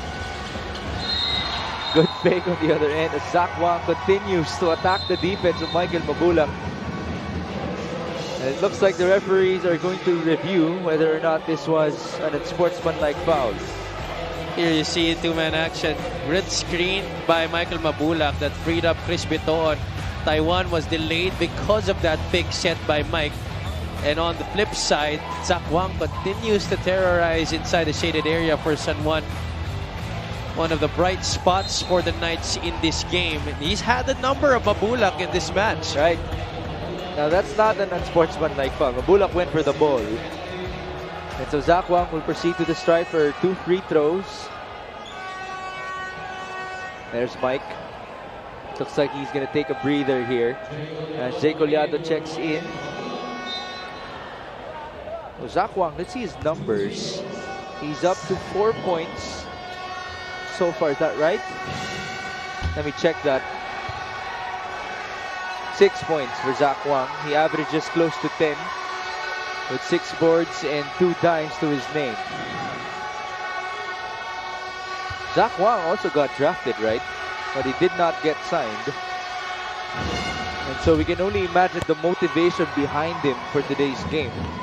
Especially with his team in a good spot of making the North Division Finals. He wants to put in everything that he can and try to help his team win here.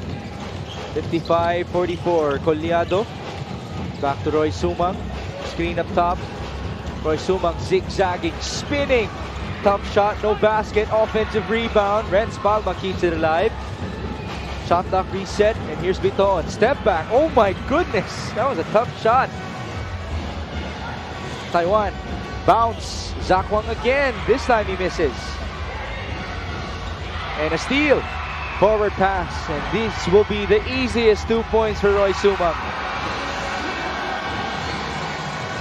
Taiwan could have given it to AC Soberano on the left side. He was wide open for a three-point shot, but decided to give it to Orlan Omar, which was perfectly read by Chris Biton, who gives the forward pitch to Roy Sumang for those 2 points. You saw the reaction of Orlan Omar. He knew that it was going to be devastation for his squad, leading to those 2 points for Roy Sumang. And he celebrates accordingly before he tried to play defense again before the timeout was called. It's now 57-44, just a point away from the biggest lead for our defending champions.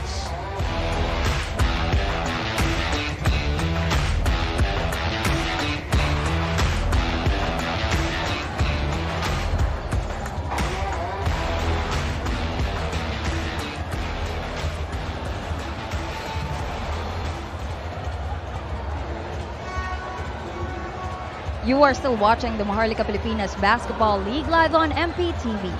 that last 3-point shot before halftime was really a dagger para nga dito sa San Juan Knights. It was like they were already in a bad position, but after that shot, it only got worse.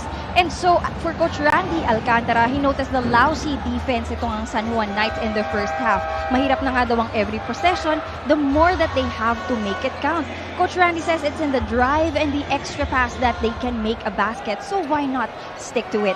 Apparently, his boys are making good runs. Ang problem nga daw is hindi nila ito inaatake. As cliche as it might sound, sabi nga ng kanilang coaches, ang panalo natin, hindi ibibigay yan. At mas lalong ang score natin, hindi aangat yan mag-isa. We have to work for it, and more so, you have to be fearless about it. Back to you guys. Well, Zach Wang certainly has been more fearless here in the third quarter. Would you say the same about his teammates? Well, not for everybody. Orlan Mamar and Marvin Taiwan certainly have been trying to make something happen, but the other guys, they need to contribute. They don't need to score the basketball, but they have to do the other things. Rebounding, defending, trying to stop the other scorers of Nueva Ecija. The backcourt of the Rice Vanguards, they've been having their way, as well as guys like Will Macaloni and Michael Mabula. Now you have a different problem. Jay Collado is back on the floor, a guy who can space out that half court and also hit inside.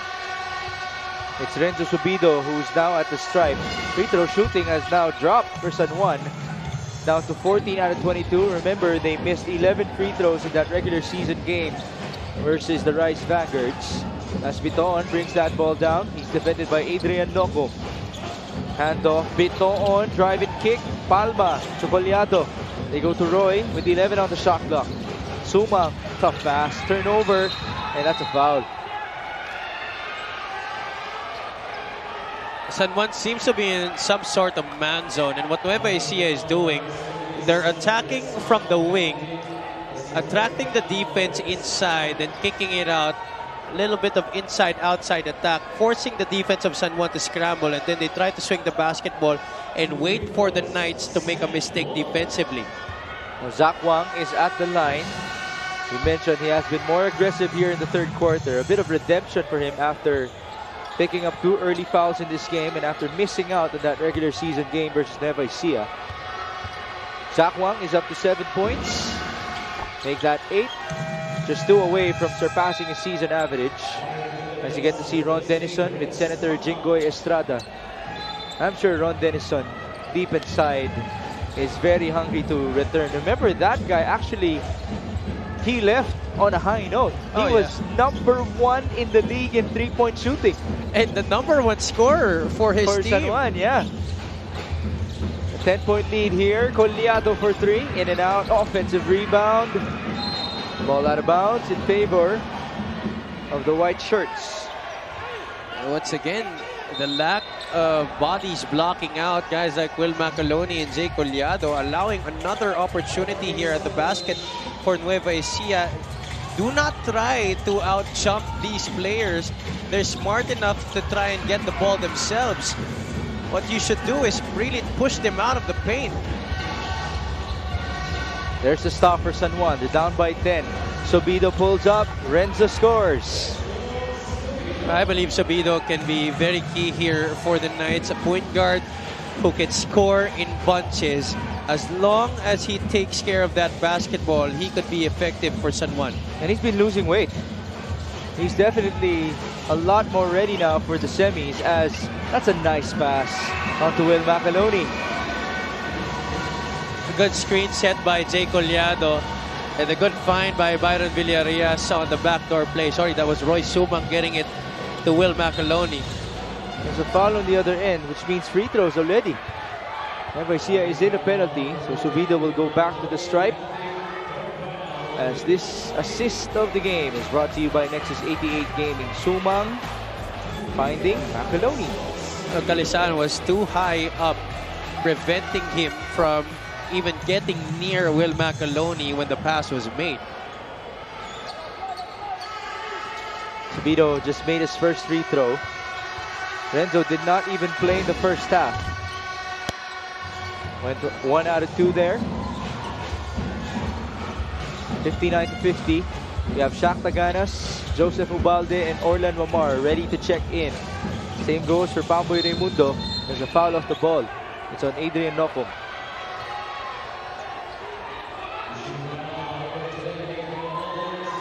That was the third foul on Adrian Nocum, who's had to defend Byron Villarreal since the beginning of this game. I actually got something from Adrian Nocum and Michael Wico before this game, and it's the fact that they apparently play like each other. That's actually true. It's good that they admit it. Sayang lang hindi sila nagbabantayan. Yun nga eh. Could be a good matchup, but of course Nocum trying to shackle Byron Villarreal in this match. Ooh, almost a highlight for Super Sumang, but there's the offensive rebounding of Jay Collado.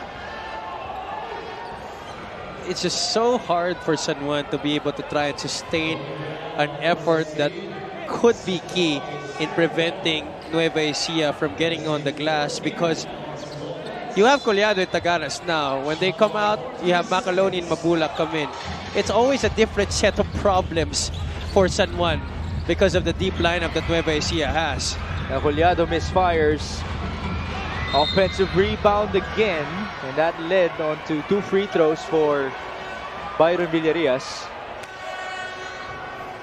If you're San Juan, you may be happier with Jay Collado shooting that 3-point shot and just allowing the other guys to let themselves go for the offensive rebound. That time, you had Shaq Taganas and Byron Villarreal trying to go for that offensive rebound, and it fell in the hands of Byron. Of all people, he's a guy that you should push out of the paint.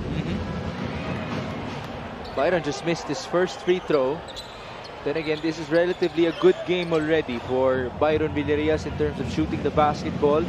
He did say that he's been putting more hours with his shooting practices, which is a bit ironic, no, to think. Kasi natural shooter talaga yan si Byron Villarreal. Normally, hindi gano'ng karaming extra work ang kailangan, pero recently, kinailangan na rin talaga niya. As Subido feeds inside, and that's a foul on Jay. San Juan has got to be patient. Physicality is on a high right now for the Nueva Ecija defense, and they'll try to continue and influence the Knights to get out of that paint. But they have to be patient and really try to get something going inside that shaded area. Especially guys like Orlando Omar, Renzo Sobido, and Adrian Nocum. They can't expect Michael Calesan and Joseph Obalde to initiate the offense at the post. They're going to have to wait for those drop passes initiated by the drives and slashes of those 3 players I just mentioned. Calesan just missed his first free throw. To your point about points in the paint, Nueva Ecija has dominated in this matchup. 34-18 in that category. Calesan makes his second free throw. There's Senator Jinggoy not looking happy as he talks to Coach Randy. A sorry miss for Byron. And here's Adrian Nocum off of his rebound. 1-2. Sorry miss on the other end. Forward pass. Byron did not have any numbers. Subido, was that necessary? That wasn't necessary at all. They're already over the limit. And Renzo, being a point guard, should have realized that he could have just moved his feet and tried to keep it step with Villarreal. He has that foot speed advantage. And it's not like Byron had the numbers as well. Exactly. It was practically one-on-one. And now Nico Panganiban checks in for Renzo Subido. Stephen Siruma also checks in for Nueva Ecija. And boy, again, I would like to emphasize to everybody that when Stephen Siruma is in the lineup of Coach Gerson Cabiltes, Nueva Ecija tends to win. In all of their losses since last year, wala si Tep-Tep sa lineup doon. He's usually in the reserve list. So he's a bit of a lucky charm. Let's see if that will continue tonight. Forward pass. Adrian Nocum. No good. 2 sorry misses for Adrian. Oh, he has really been very unlucky, especially with shots like that close to the basket in this game. Adrian Nocum, only 3 points to show for in this match. He's 0 out of 5 from the field. Oh, you were looking for him since the first half. 59-51. Here's Taganas, straight away. Short and off to the left. And then Orlan Omar lost space at the sideline. You think about it, Javi. This should be a more important game for San Juan because game 2 will happen in Palayan City. Exactly. Take advantage that they're now playing on neutral grounds because it's very difficult to try and get a victory over Nueva Ecija and Palayan City. I don't think they've lost in their home floor in this season. And they've only lost once in 2 years to this San Juan team. But if you're San Juan, you'd want to avoid that. At least get some head start for yourselves. As a foul was called, it looks like the referees are reviewing whether or not it was an unsportsmanlike foul. All right. That being said, let me take this time to greet some people. Batiin natin si JL Goriseta with the SOL 2003 batch. Lenzo Goriseta as well, greeting to you. Happy birthday to Cynthia Arceo, the tita of Byron Villarias from Qatar. And why don't we greet our very own Jeff Evangelista. Happy birthday as well. Jeff is one of our OG floor directors and producers here in the Mpbl. I hope we can get a camera on him later on.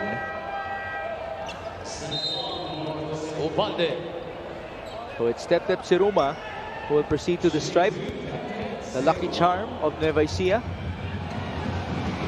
First free throw is an air ball. But I hope everybody doesn't underestimate this guy because remember, in his previous team for Bulacan, when he was playing with Shaq Taganas for the Cuyas, he was one of the stars.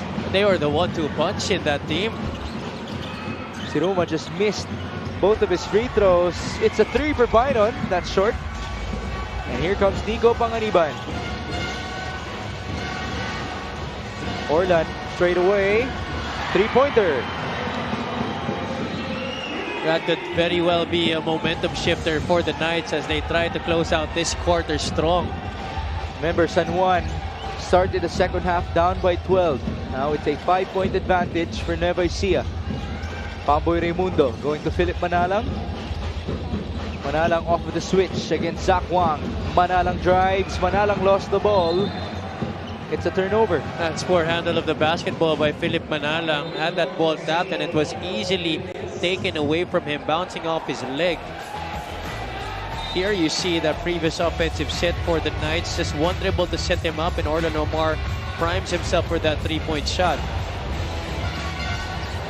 A wonderful chance now for Nico Panganiban and company to try to make this a single possession game. That's off to the right for Mojica. Offensive rebound. Nico, his 3-pointer is good. Some coaches will argue that that is the best shot to take off an offensive rebound, especially with the defense scrambling, because the outside shot will more likely be the most available shot after an offensive board. Miss there for Michael Wico. A chance now for San Juan to tie or even take the lead. They started this quarter down by 12. Totally just changing the narrative for Nueva Ecija. Panganiban, no good. Ball out of bounds in favor of the white shirts. That might be a miss for the Knights, for Nico Panganiban. But if you're Coach Randy Alcantara, at least you're comforted by the fact that Panganiban's scoring ways are slowly coming back to him. Much like the all-star that he was last year for Jensen, as Marvin Taiwan checks in for Orlan Wamar. You have 8.8 seconds to go. Nueva Ecija has possession. Remember, before we ended the first half, we saw 2 good plays. One each from Coach Randy and Coach Gerson Cabiltes. That's 2 3-pointers made before we proceeded to our halftime break. Let's see what Nueva Ecija can do here. Roy Sumang against Marvin Taiwan. 6 seconds. Roy crosses, spins, attacks, and passes to Pamboy. A sorry miss, and that will do it for our first 30 minutes. Ladies and gentlemen, it's a 1-possession ball game. What a third quarter it has been. It looked like at the start that Nueva Ecija would still be able to dominate, but the Knights, we've been talking about how they're relentless they are and how their youth is their biggest advantage. The score after 3 is 59-57 in game number 1. But now let's give you a bit of a throwback as we return to our game last time inside the Paco Arena.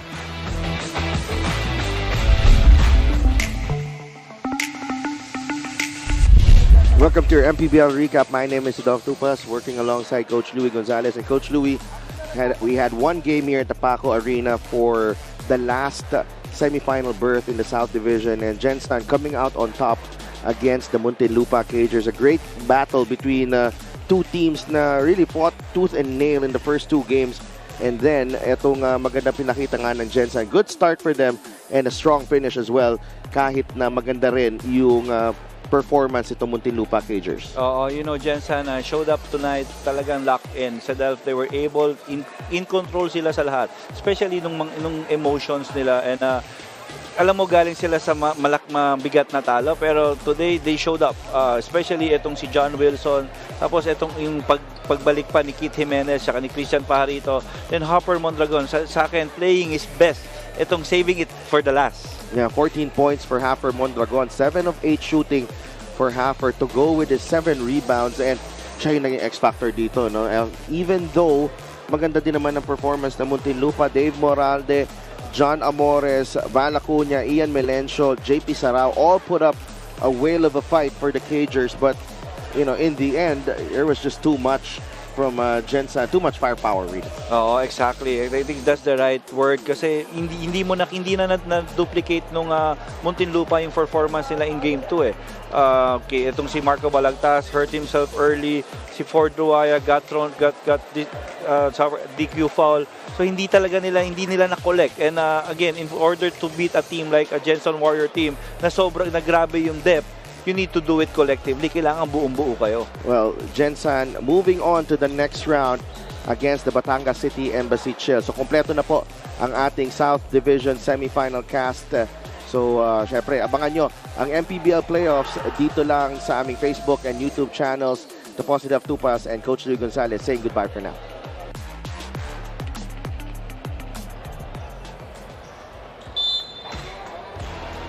We're back for your North Division semifinals action between Nueva Ecija and San Juan. This follows the last game in the quarterfinals, won by Gensan versus Muntinlupa as Panganiban misfires to begin the fourth. We look at our quarter scoring so far in this game.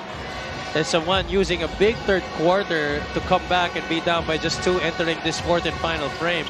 Taiwan could not go for the tie. Offensive rebound, and there you go. We are back to square one. Kalisaan being the better player out of that matchup against Will Macaloni. As you look at the third quarter field goal story right there, 4 out of 20 lamang para sa Nueva Ecija, and San Juan shooting 6 out of 12. That's 50% from the field for the Knights compared to the 34% that they shot during the first half. We saw a lot more free throws from the side of San Juan in the third quarter. They shot 14 free throws, making 7 of them. Not the best percentage, but still made a difference. As Michael Wico makes his first gimme. There you see the Wico family. They are, after all, from San Nicolas, San Fernando, Pampanga. And folks, again, Michael Wico is playing with an ankle injury and a finger injury. He hasn't been 100%. That's why he thanks that guy behind him, Chris Biton, for stepping up, especially in the quarterfinals, as Wico makes 2 for 2. Orlan Mamar returns. It's a 2-point advantage for Nueva Ecija. This game is featuring two teams of a heated rivalry in the past 2 years of the MPBL. San Juan was the first team to hand Nueva Ecija a loss with its new core under Coach Gerson Cabiltes. Panganiban drives, Panganiban scores!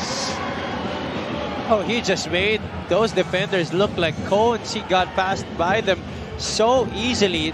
3 defenders, 3 white shirts. And all of them left in the dust. That's 8 points now for Nico Panganiban. 7 scored in the second half. Sumang, tough turnaround, offensive rebound, and the kick out. Chris Biton! Yes, sir! He was seemingly absent in that third quarter after a great first half. But Chris Biton right now, that could be a start of great things to come for him in this payoff period. Almost a turnover. Kalisaan recovers. It's back to a 1-point lead.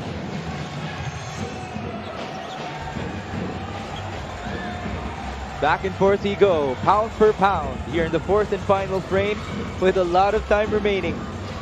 This is only game number 1 to be followed by Pampanga versus Batangan Kalu of Caloocan. Bitoon off of the cross. Bitoon in and out. Offensive rebound again. Mabulak. He's being challenged by a lot of blue shirts. Ball out of bounds.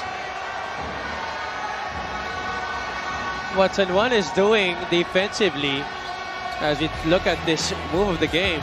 Brought to you by Nexus 88 Gaming. Nico Panganiban coming alive with a cross at the last second, using his offhand to score. You were saying something about San Juan? Defensively, the Knights, they're trying to double Mabulak even before he gets it on the catch. But that time it was Will Macaloni getting position underneath. Easy drop step and score. 66-63. Marvin Taiwan calling for horns. He goes right. Marvin off with the switch. Taiwan. Cross and feed. Kalisan. He's fouled. Kalisan being much more aggressive here in this fourth quarter. He knows that he needs to score inside for the Knights to be able to have a good chance. The defense of Nueva Ecija has to work. Kailangan mapagod ang depensa ng Nueva Ecija. Jay Collado will check in for Michael Mabulak to provide some fresh legs for Coach Gerson Cabiltes. Michael Kalisan is at the line. He has 9 points and 7 boards to his name. First free throw is good for Kalisan. He's now 2 out of 3 from the stripe tonight. Remember, free throw shooting was the problem for San Juan in the regular season versus the Rice Vanguards. They missed 11, and a lot of those came in the fourth quarter and in overtime. 1 out of 2. 66-64. Somewhere out there, a guy named JB Gayoso is wishing for overtime. Let's see if that will happen. He says that the Mpbl fans truly deserve it. Well, it happened actually in the regular season between these two squads. And also, the Knights figured in a double overtime clinching victory against Makati. Oh yeah, how can anybody forget that? Everybody was cramping up. Just a testament to the quality of play of Makati and San Juan, as Roy Sumang seemed to have hurt himself. Oh, and he still drained that jumper. Now he's still on the floor. Oh, he's going to have to be subbed out. Panganiban drives. Panganiban is fouled. Wonder what happened there. He was already hurt before he went up for the shot. He just noticed that the shot clock was already winding down and that he had to throw it up. I think this was basically a display of the superpowers of Super Sumang. Is he holding on to his groin? He was before the shot. Wow, what a shot make that was. Falling away. Sumang is now walking. He's limping. When he's walking towards the action. But it looks like Byron Villares is trying to pull him out. Yeah, take some rest, Roy. And speaking of resty, kung si Coach JB humihingi ng overtime, si Sidel Tupas naman, sinasabi niya sa atin, hindi na, magpahinga na kayo after 4 quarters. Shout out to you, Boss Sidel and Coach JB. They will be covering the game tomorrow in Bacoor, so watch out for that. Gian Alianes will be joining those two as Dico Panganiban will shoot his second free throw. The Knights are now 21 out of 32 from the stripe. A lot of free throws again given to them. They shot 33 free throws versus Nueva Ecija in the regular season. And we have a lot more time to go as Marvin Taiwan just fouled Michael Wico. And just like they did a lot in the first half, Nueva Ecija now trying to figure out which of the players on the floor have mismatches. There's another foul. Was it a foul or are they just trying to clear Roy Sumang? Because Sumang can be seen at the corner. Oh, they're trying to tell players on the bench of Nueva Ecija to sit on the benches, not on top of the benches. Oh, so it's not even Roy. Yeah. Tama nga naman. Adrian Nocum returns from Marvin Taiwan. But to your point, Adrian Nocum has struggled in tonight's outing. Ooh, a couple of passes there, leading on to a turnover, and this will be a breakaway for Zach Wang. Zach Wang has really carried the fight among the three players in double figures for the Knights in this game. He has 13 points. Wico is fouled on the other end.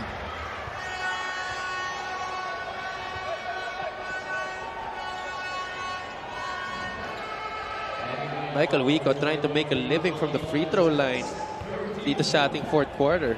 Which is not the usual case, as this assist of the game is brought to you by Nexus 88 Gaming. The forward feed by Orlan Momar onto Zach Wang. Wico is still perfect from the line, and that's his first miss.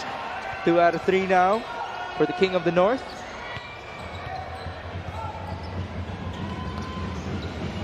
Michael Wico, back in the day, was a 2-time All-Star for the Pampanga Dong and Giant Lantern, supported by Anne and the rest of his family. Now he's become a villain in front of these Kapampangans. I wonder how they feel though when Michael plays in this venue and he's not going up against the Giant Lanterns. I'm sure the support is still there. You know, him being a lot of glory to his province, his whole career, being an exemplary basketball player from college until the pros. I'm sure that's still something that people from Pampanga are very happy about. And when they see him play on the floor, even if it's not with a Pampanga uniform, they still hold so much pride. I actually want to go out on a limb and say something here as Zach Wang kicks that ball out. Orlan Mamar, step back three-pointer. That's good. And as I was supposed to say, a couple of days back, the Mpbl featured Kit Jimenez presenting his all-time starting 5 in the Mpbl. And if you would ask me, I hope if you yourself as a fan would consider your own all-time Mpbl starting 5, I hope that you consider Michael Wico to be a part of that list. He definitely will be in consideration. Oh, as Chris Beton drains down another three-point shot. That's the answer back on Orlan Omar. He's trying to give a high five to Orlan right now. 73-71. Three-pointers combined, it's at 14 out of 37. And you know, Migs, maybe Chris might have heard us talking about all-time Mpbl starting 5s. He may also want to be in consideration for that point guard spot. Especially with him rising up to the challenge again here in these playoffs. That's a miss by Kalisaan. Wico's on the move. He lost the ball, but Bobby B is there. A wild layup. 73-71. San Juan down by 2. Orlan kicks that ball out. Nico fakes, drives. Panganiban ties the ball game up. Orlan Momar quarterbacking beautifully once again on the fast break off of the turnover from Nueva Ecija, delivering it to Nico Panganiban on the left, and Panganiban with that slow step inside to finish the 2 points.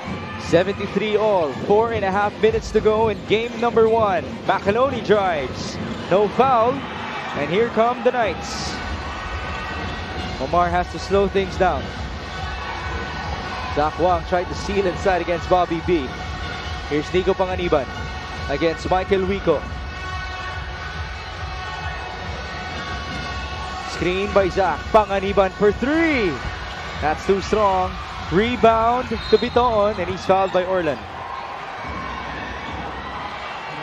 Panganiban is trying to save himself from getting on in that physicality inside the paint. He saw that there were 4 white shirts trying to stop his drive, and that's why he decided to go for that 3-point shot. But here, open lane to the basket, courtesy of Orlan Momar. Nico Panganiban playing great here in the second half.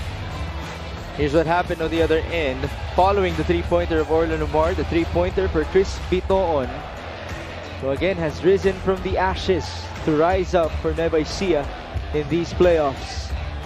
We're back to square one, folks. 73 all with 4 minutes to go.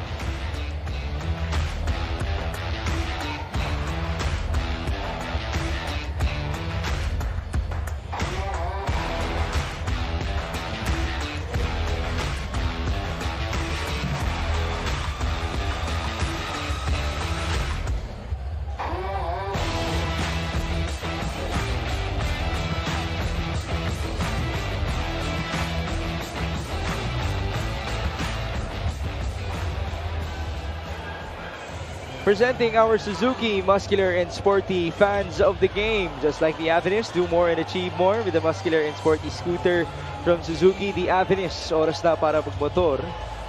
And rightfully so, these guys look like they're used to riding motorcycles. Right now, we are coming to you live from the Brenzigiao Convention Center in San Fernando, Pampanga for game number 1 of Nueva Ecija versus San Juan. It already feels like a main event game, even though Pampanga is still, they're still yet to play, no, for tonight. They're going to take on Caloocan in our second game as we take a look at our marquee matchup. Tonight we have Will Macaloni and Mike Calisan. Macaloni with 9.7 rebounds and a couple of dimes, while Calisan has risen here in the second half to be able to contribute 10 points, 8 rebounds, and an assist. Calisan only had 4 points in the first 20 minutes of action, while Macaloni's points have been spread out, actually more so absent here in the second half. Did most of his damage in the first half. There's Coach Dennis Delta Pineda with A.G. Gonzalez, the team owner and manager of the Pampanga Giant Lanterns. Again, you see the numbers of Will Macaloni and Mike Calisan. Rightfully so, that they're only separated by a single point, because if you see their season statistics, they're also almost the same. Yeah, 2 of the leading scorers of their respective squads. Macaloni averages 13 points and 8 rebounds. Calisan averages 12 points and 8 rebounds. And both shooting the ball better than 50% from the field all season long.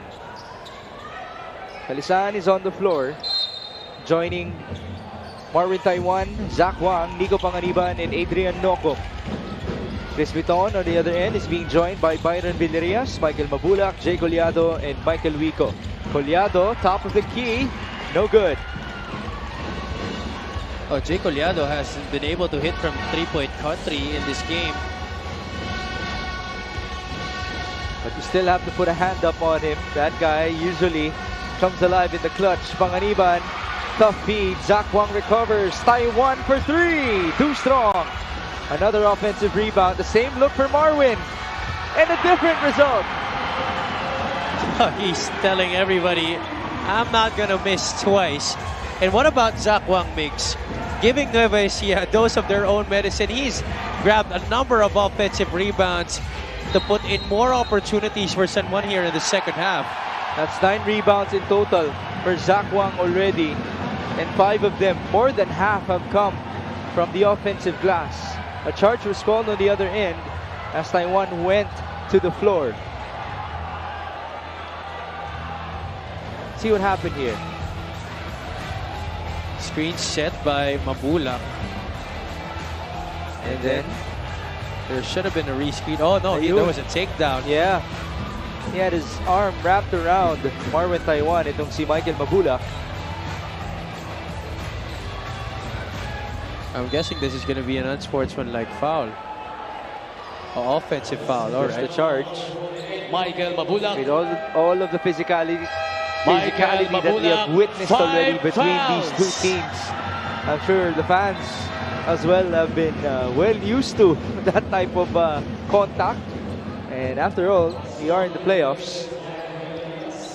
Bad thing is, for Nueva Ecija, aside from Mabulak getting his 5th personal foul, they're now minus a guy who can put on points in a hurry for you. Now you have to rely your production on Will Macaloni and Jay Collado, who has been struggling so far here in the second half.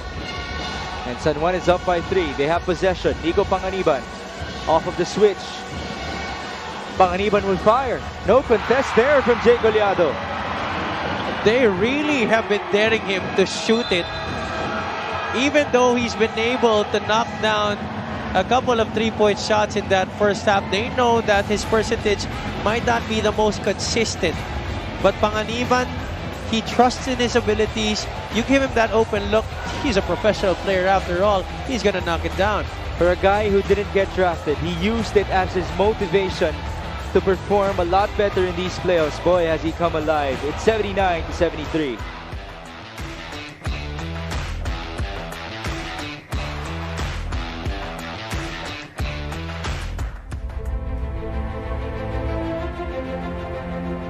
a matter of, it's a question of how mentally tough you are. Championship in the Datu Cup, Lakan Cup, they lost to Davao in the national finals, and last year nga in the division finals, losing to the Nueva Ecija Rice Vanguards. Ano namin yun, dahil ilang beses na rin namin yung Nueva Ecija. Kailangan lang talaga, sa amin, healthy yung buong, namin, core. So yun, para makapag-compete kami dun. This was a Nueva Ecija type of game. We're just ready. Alam naman namin lahat ng makakalaban namin ngayon is going to go hard at us. We're just going to be ready each series.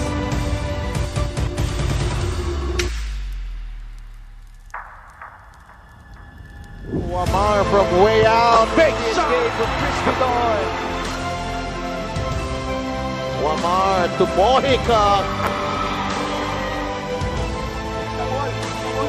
Here's Villarreal smacks it in for two.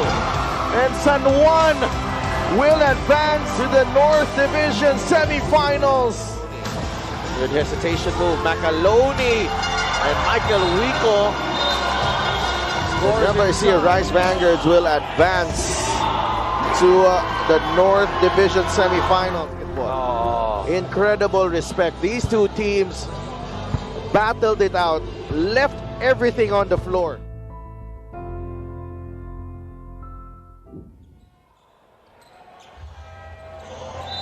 The storyline reads back-to-back or payback for Coach Gerson Cabiltes and Coach Randy Alcantara. Two teams and two coaches who have now turned as rivals here in the Mpbl. Right now the score is 79-73. Turnover story, a +6 for San Juan. With 2 minutes and 35 to go, Macaloni scores inside, and that's basket and one. That's a much-needed basket for Nueva Ecija coming out of the timeout. That's exactly what you needed. And a chance for one more. You see here Biton initiating the offense from up top, getting the screen from Macaloni. And then ito si Jay Collado providing that seal screen to give Macaloni some sort of opening going inside through the middle. I did mention there's no more Michael Mabulak in this game as he fouled out for Coach Gerson. So Bobby B will now come in for Jay Collado. And obviously there's a big responsibility on the shoulders of Will Macaloni, who doesn't seem to be bothered by his former hamstring injury anymore. Free throw story at 9 out of 20 for Nueva Ecija. There's a double foul between Zach Wang and Bobby B. Now this is something that we did not expect. We thought that San Juan might be the team that would struggle from the free throw line, but now Nueva Ecija, usually an efficient team from the charity stripe, really struggling in this game. At 45%. Now, that's the fourth foul of Zach Wang, which remember was his problem in the first half. He's done so much better in these last two quarters, but now he's gonna have to take a breather. The other end, Bobby B obviously is not in foul trouble. He hasn't seen as many minutes. There you see Madam Ryan Cuevas standing up now as she feels the sense of urgency for her fellow Novo Ecijanos and her team. And there you have our VIPs as well. Danny Espiritu joins Rudy Distrito, Kenneth Duremdes, Joe Ramos, Emer Ureta, and of course the Hamoras, Raymond and Seth.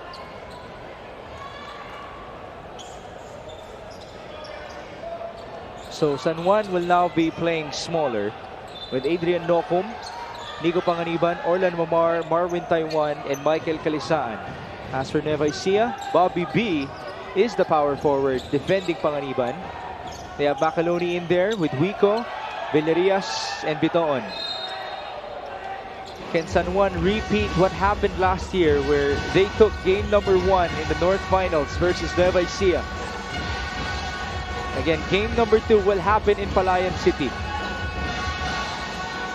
Marvin Taiwan.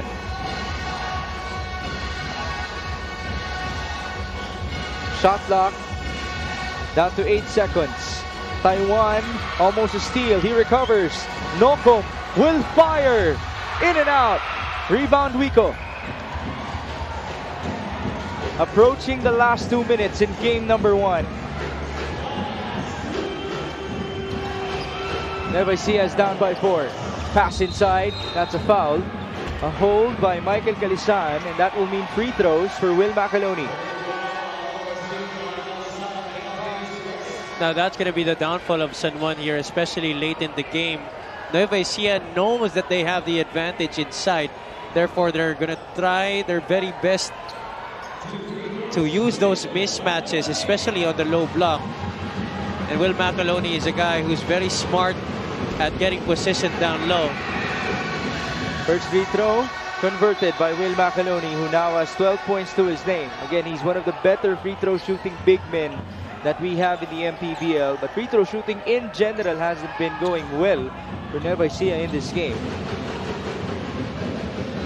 Now a 10 out of 21 versus the 21 out of 32 of San Juan. 2 for 2 for Will, the all-star starter for Coach Gerson. I give credit to Macaloni for the scoring, but you also have to acknowledge that Chris Baton has been starting it all for Nueva Ecija in the dying minutes of this fourth quarter.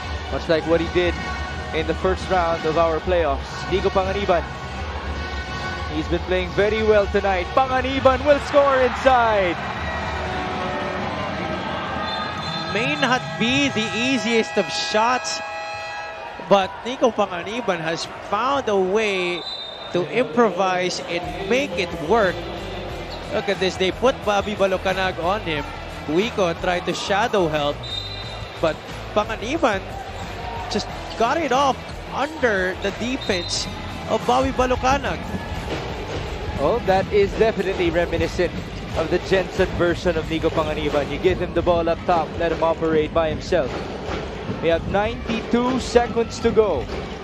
Nueva Ecija is down by 4. Biton looking for a teammate. Risky pass there. Ball is loose and recovered by Wico. A steal by Taiwan.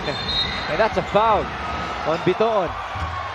And now also, Migs, we have to comment on the amount of trust that Coach Randy Alcantara gives Marvin Taiwan in these endgame situations. Imagine the effort that he's made defensively, getting the ball from Michael Wico, double teaming with Orlan Momar, and getting into their front court to draw that foul on Chris Biton. Well, that has been his role all season long. You don't expect him to start. You don't even expect him to play in the first quarter. But when he comes in, he just turns it up for San Juan. Unfortunately, Marwin just missed his first free throw. And 10 steals so far in the game. Senator Chingoy Estrada is begging Marvin Taiwan to just shoot at least one. He's looking absolutely stressed just watching this game at the sideline. Second free throw for Marwin. No good. 80 seconds to go. Senator Chingoy is unhappy. 81-77. Here's Will Macaloni against Michael Calisaan. Macaloni feeds. Ball out of bounds in favor of Nueva Ecija. That always has been the end point of the offense for Nueva Ecija. Put the ball in the hands of a post player and wait for the opposite big to wheel opposite or going towards the basket to receive a possible drop pass. That time, Macaloni tried to locate Jay Collado. We might just see a lot more of those post moves from Will Macaloni because Michael Mabulak has already fouled out. And we don't normally see Jay Collado post up, right? Correct. A minute and 7 to go. Byron Villarias, he's had his touch in this game. Let's see if he can come alive. 11 points to the name of Byron, but he's scoreless here in the second half. Nice pass inside. Collado will score. It's a one-possession game. That's why I love it whenever you have a Jay Collado on your squad. A guy who doesn't need the basketball to contribute. He just gets his points within the system, within the offense. Look at this. Beautifully executed baseline out-of-bounds play. The cut by Collado was right on the money, but you also got to give credit to Wico for making that pass. Time and time again, Jay Collado has come alive in the clutch for Nueva Ecija. Let's see if his efforts will be all worth it. The lead is 2 points for San Juan.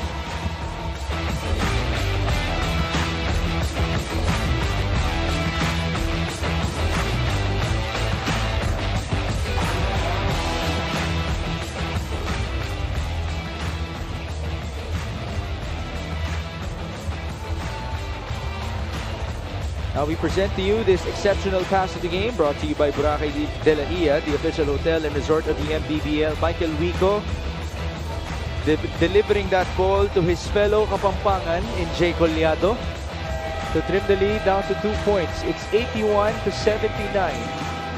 And we have 1 minute and 5 seconds to go in game number 1. At some point in the third quarter, Nueva Ecija led by 14 points. That was the biggest lead. But San Juan, with the emergence of Zach Wang and Nico Panganiban, twisted things around. The question is, can they actually hold on with a lot of time to go? This is still an eternity of basketball to be played. 1 minute and 5 seconds, the time on the clock. So much can still happen here. That's why those missed free throws could definitely haunt the Knights once again. Nico Panganiban inbound. He works with Michael Calisaan, Marwin Taiwan, Adrian Nocum, and Orlan Mamar. Two-man game. Panganiban, he's met by Macaloni. There's the pass to Taiwan, who fires. In and out. No loose ball foul. And here comes Michael Wico. Wico will drive. Byron for the lead. That's good.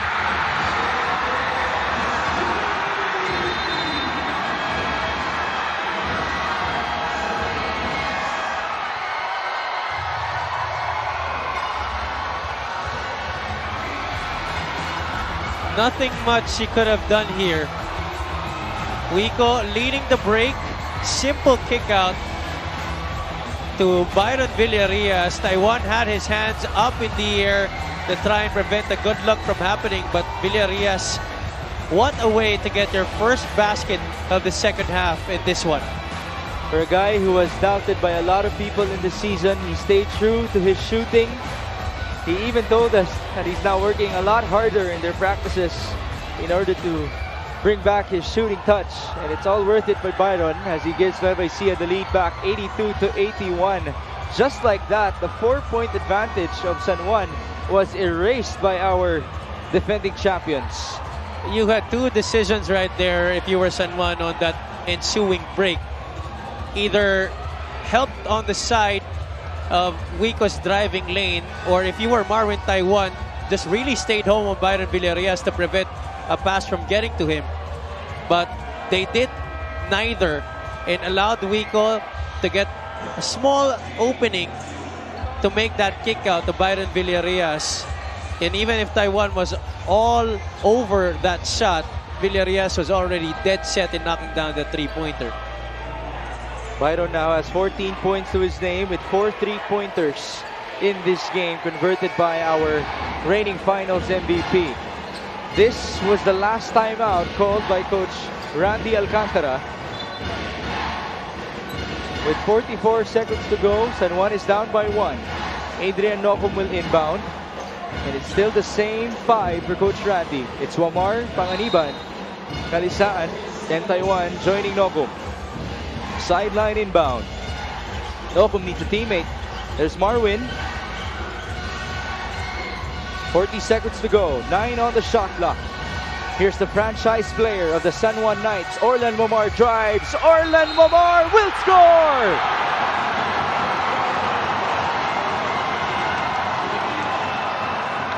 Oh, wow. I definitely saw that one coming. You see here Calisaan trying to offer his services in setting a screen, but Omar did the smart and wise thing. Reject the ball screen and go all the way. Force Nueva Ecija to go into a scramble and leave their man. Even if he attracted the defense, he went straight up and hard to the basket, drawing the foul and getting the basket.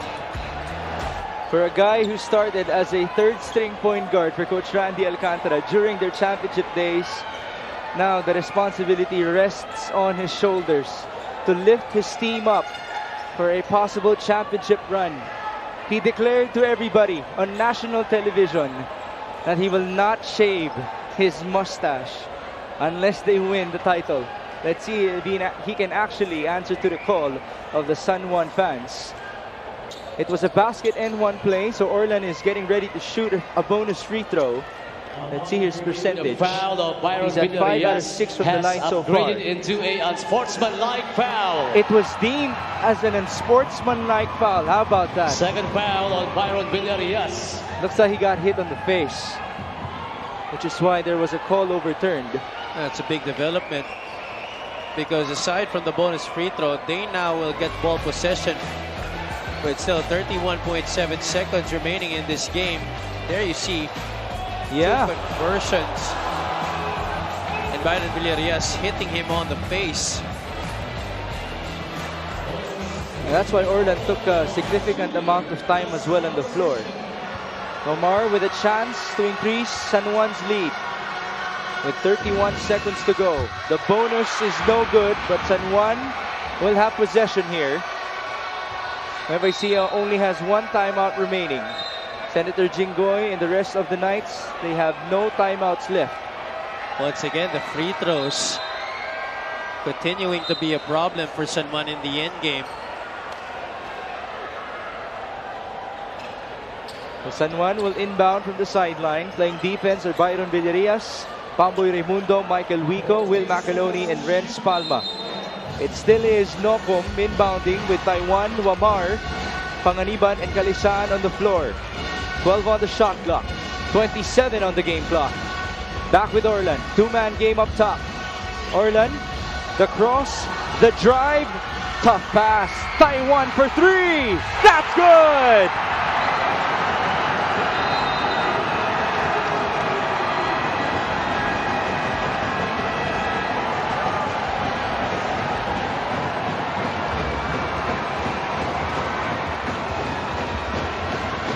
That's your franchise player right there. So calm, so composed. Crossing over Will Macaloni as he threw him on the switch, and in traffic, delivering a very difficult pass to his backcourt partner, Marwin Taiwan, for an open three-point shot. What a play for San Juan. Marwin Taiwan just made his second big-time three-pointer in this game. You mentioned he's in there mainly for defense, but the trust between Marwin and Coach Randy that has dominoed from last year has definitely paid off. Many people forget, Mix, that Marwin used to relish in these types of situations when he was still playing for the Navotas Clutch. He was their star player at that. Now it's a two-possession game with no timeouts left for both of our coaches. Nueva Ecija has possession, down by 4 with 16 seconds to go. San Juan is trying to hold on to that repeat that they would want to do, much like last year's game number 1 in the North Division Finals, when they handed the first loss to Nueva Ecija in the 4th season of the Mpbl. But for Coach Gerson Gabildes and the rest of our defending champions, we've seen them do a lot of things like this, to come alive in the dying seconds, to fight for a chance, to try to get the victory. Sideline inbound for Pamboy Raimundo. He works with Byron, Macaloni. They also have Collado and Bitoon. Tough pass there. Bitoon will fire. No good. And that should do it. Unless a miracle happens here. Now there was a turnover on the initial call with 6.8 to go. That just might be the ball game. Incredible defensive stance right there on that previous possession for San Juan. Just really doing a good job of staying in front, not gambling and not trying to go for the steal. So Nueva Ecija will have possession here. We have seen a lot of strange things happen in basketball. We might actually see a 4-point play if San Juan will foul a shooter here. So this is still not over if you think about it. 6.8 seconds remain. Pamboy will inbound from the half-court line. Raimundo looks for a teammate. Still needs one. There's Byron. Ball tapped away. There's 0.8 wasted on the clock.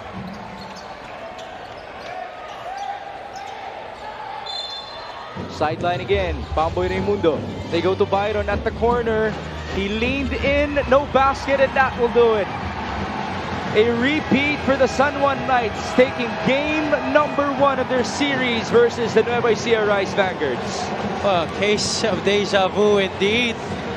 What a great performance by San Juan, especially in the fourth quarter, really turning things around on the heels of the performances of guys like Zach Wang, Nico Panganiban, Mike Calisaan, Orlan Momar, and Marvin Taiwan.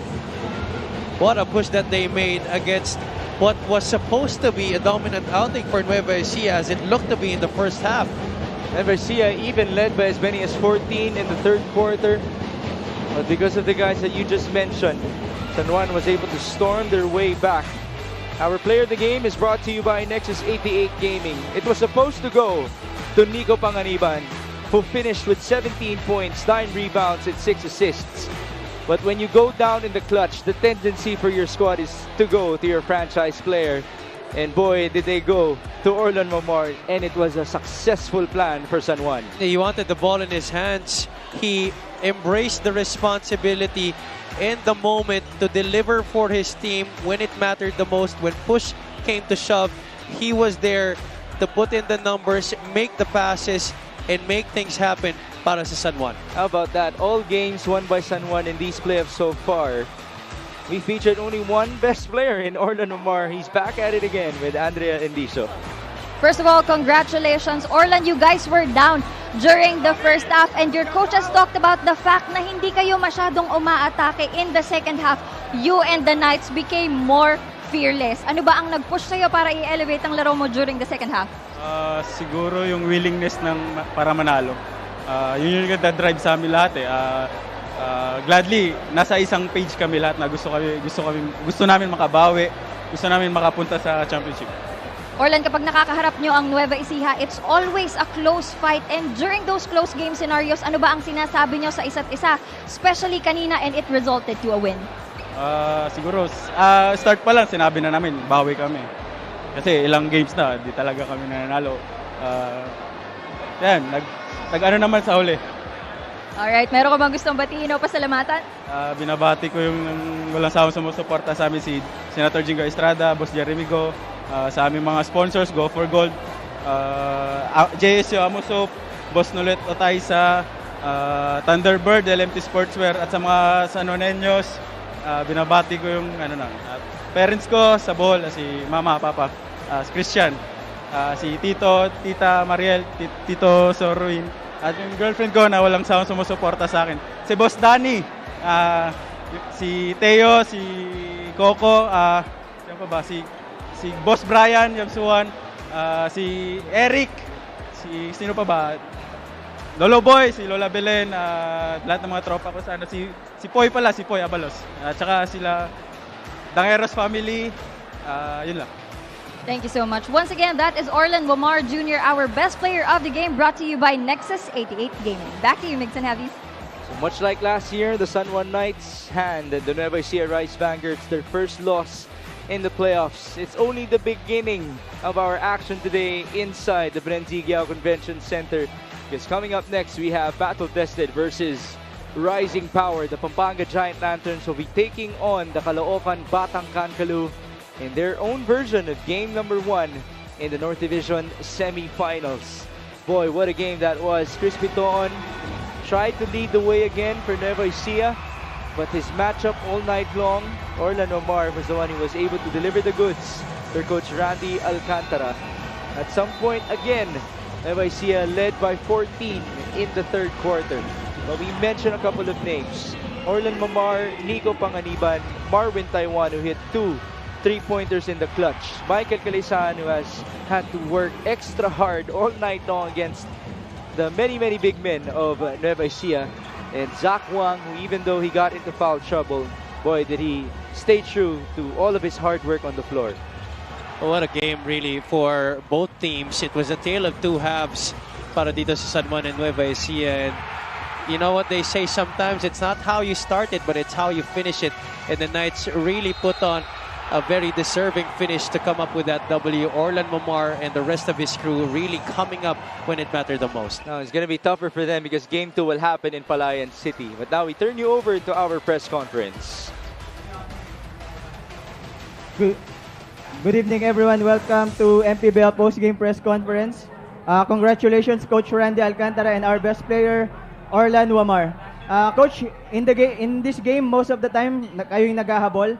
But on the latter part, lumaban, tumabla, lumamang at pinanalo nyo, Coach. Coach, ano yung napag-usapan nyo and ano yung masasabi mo sa puso ng manlalaro mo ngayon? Obviously, napakalaki ng puso ng binigay ng mga players. So ang pinakaano ko nun talaga is lumaban. Nakita naman natin na talagang malalaki sila. Plus, talo talaga sa ilalim. Pero yun nga, nandito yung katabi ko. Maliit pero malaki puso. Siyempre, ano pa rin doon sa ibang teammates niya talagang nagtulungan. It's a team effort, teamwork, lahat-lahat na masabi ko na yung kapag panalo namin ngayon. Orlan, ano yung masasabi mo naman sa ano mo? Sa layup mo, crucial points, and then yung pasa mo kay Taiwan. Kay Marvin.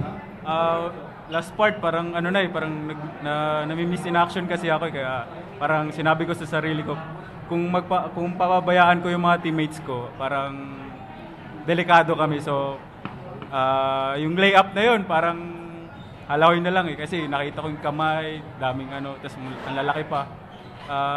Gulat nga ako na pumasok pa Yun. Coach, paliwanag nyo naman sa amin yung dynamics ng team mo para tapatan itong mga malalaking bodega ng Nueva Ecija. Kasi nakita natin yung struggle ninyo dun sa una. At nakita natin kung paano din yung laro nila, tapatan yung opensa at paano yung dynamics ng inyong pagtapat dito sa kanilang mga key players? Wala, yung talagang patatapat lang namin, nakita na natin, Makaloni versus Alisaan, Sakwang versus Collado or Taganas, Mabulak. Talagang makikita natin na talagang malit ka. Pero sabi ko nga, yung makipagdikdikan lang with the help ng mga maliliit.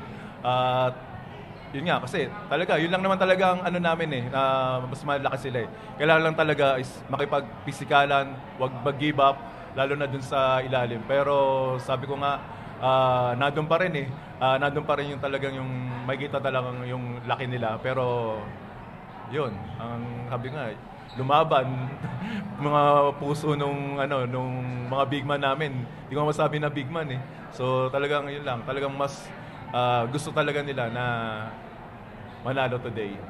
Ibang netizen natin nanonood, nakikita din nila yung decision making mo.